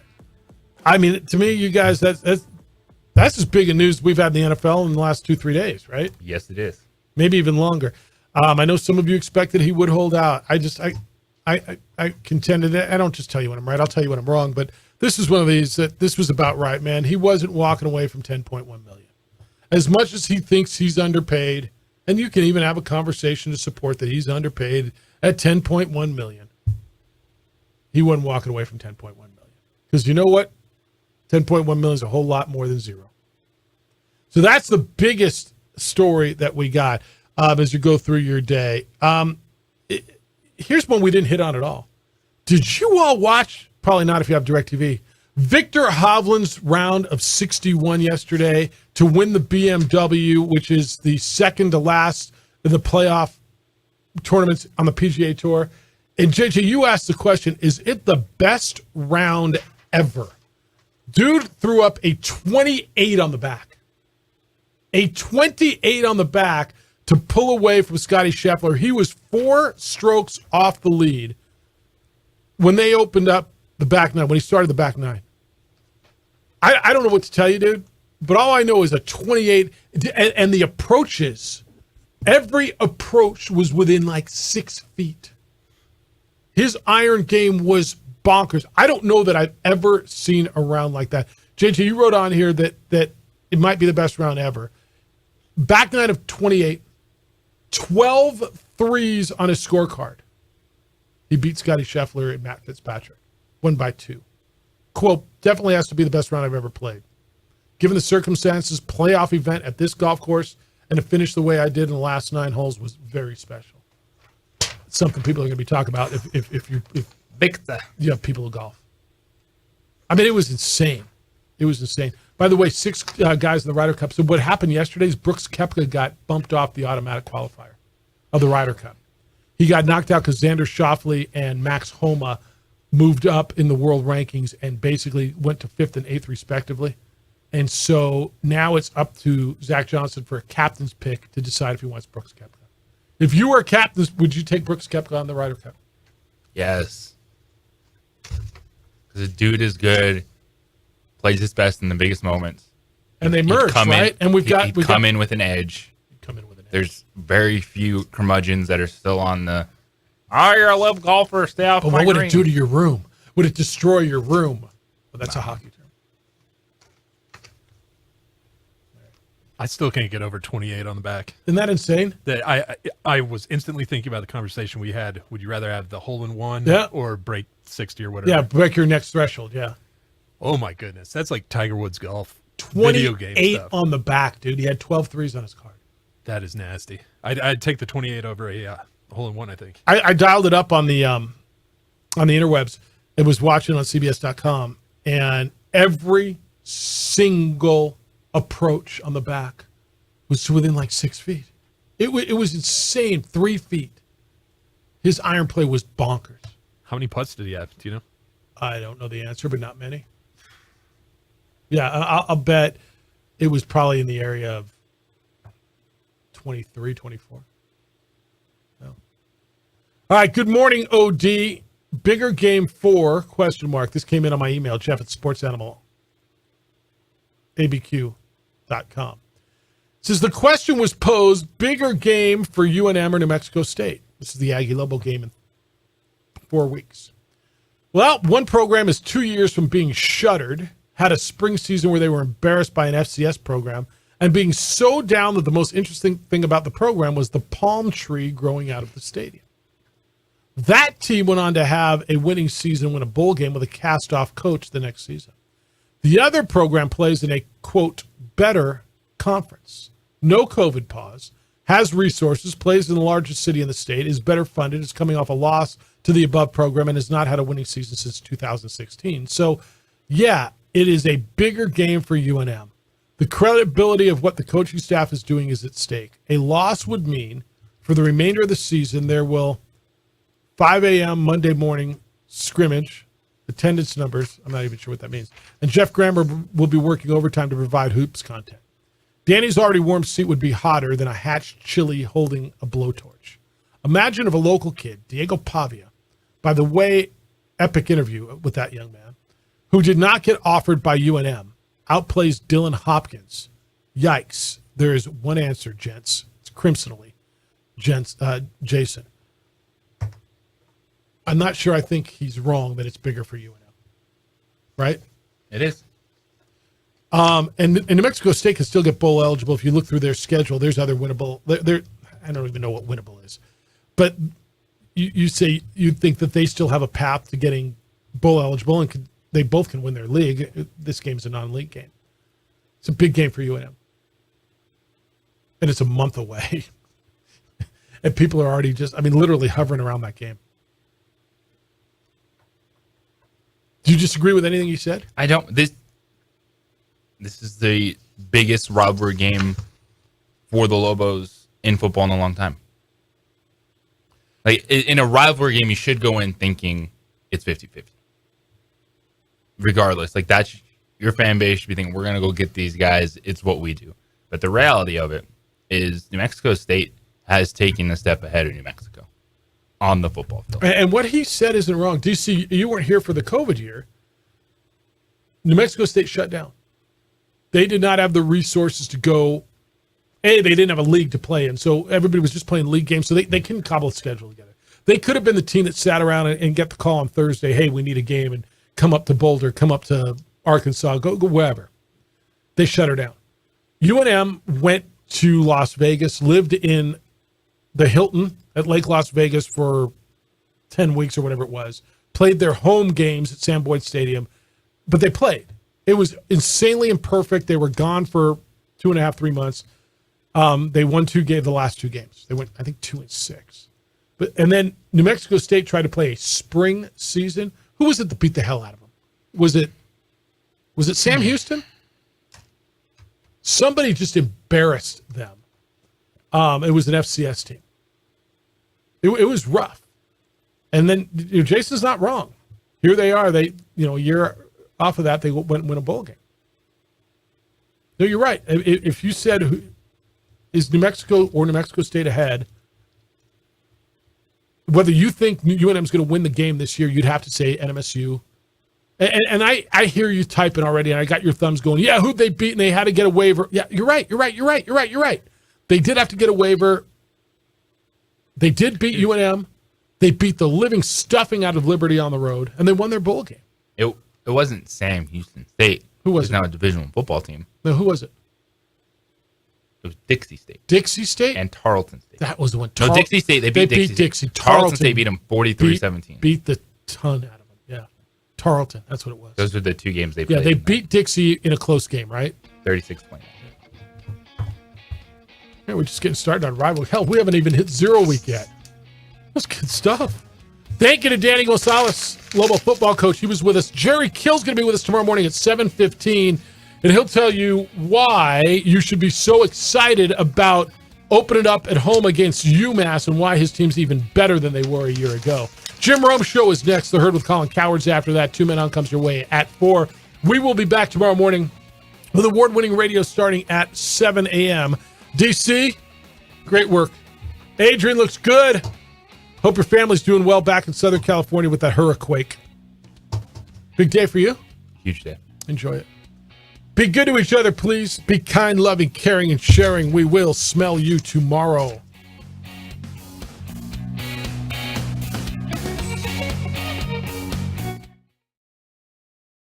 We would like to thank the following sponsors for making this broadcast possible.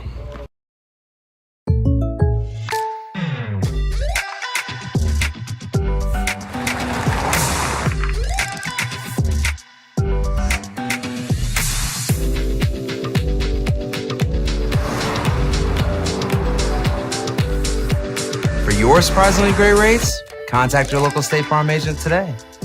If you want the real deal, call State Farm agent Marty Size in Albuquerque today. Like a good neighbor, State Farm is there.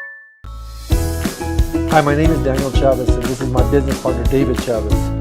We are the owners of Indeed Safety. Indeed Safety is a local safety consulting company helping our clients with their safety needs for their projects. One of the things we pride ourselves as a construction safety company is helping our men and women in construction get home safe every day to their families. Indeed Safety is a proud supporter of ProView Network.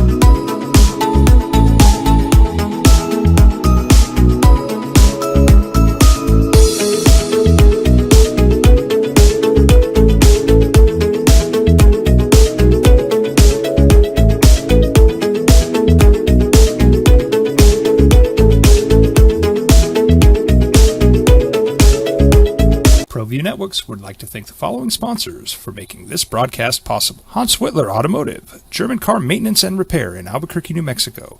Call 5. Hi, my name is Daniel Chavez, and this is my business partner, David Chavez. We are the owners of Indeed Safety. Indeed Safety is a local safety consulting company helping our clients with their safety needs for their projects. One of the things we pride ourselves as a construction safety company is helping our men and women in construction get home safe every day to their families. Indeed Safety is a proud supporter of ProView Network.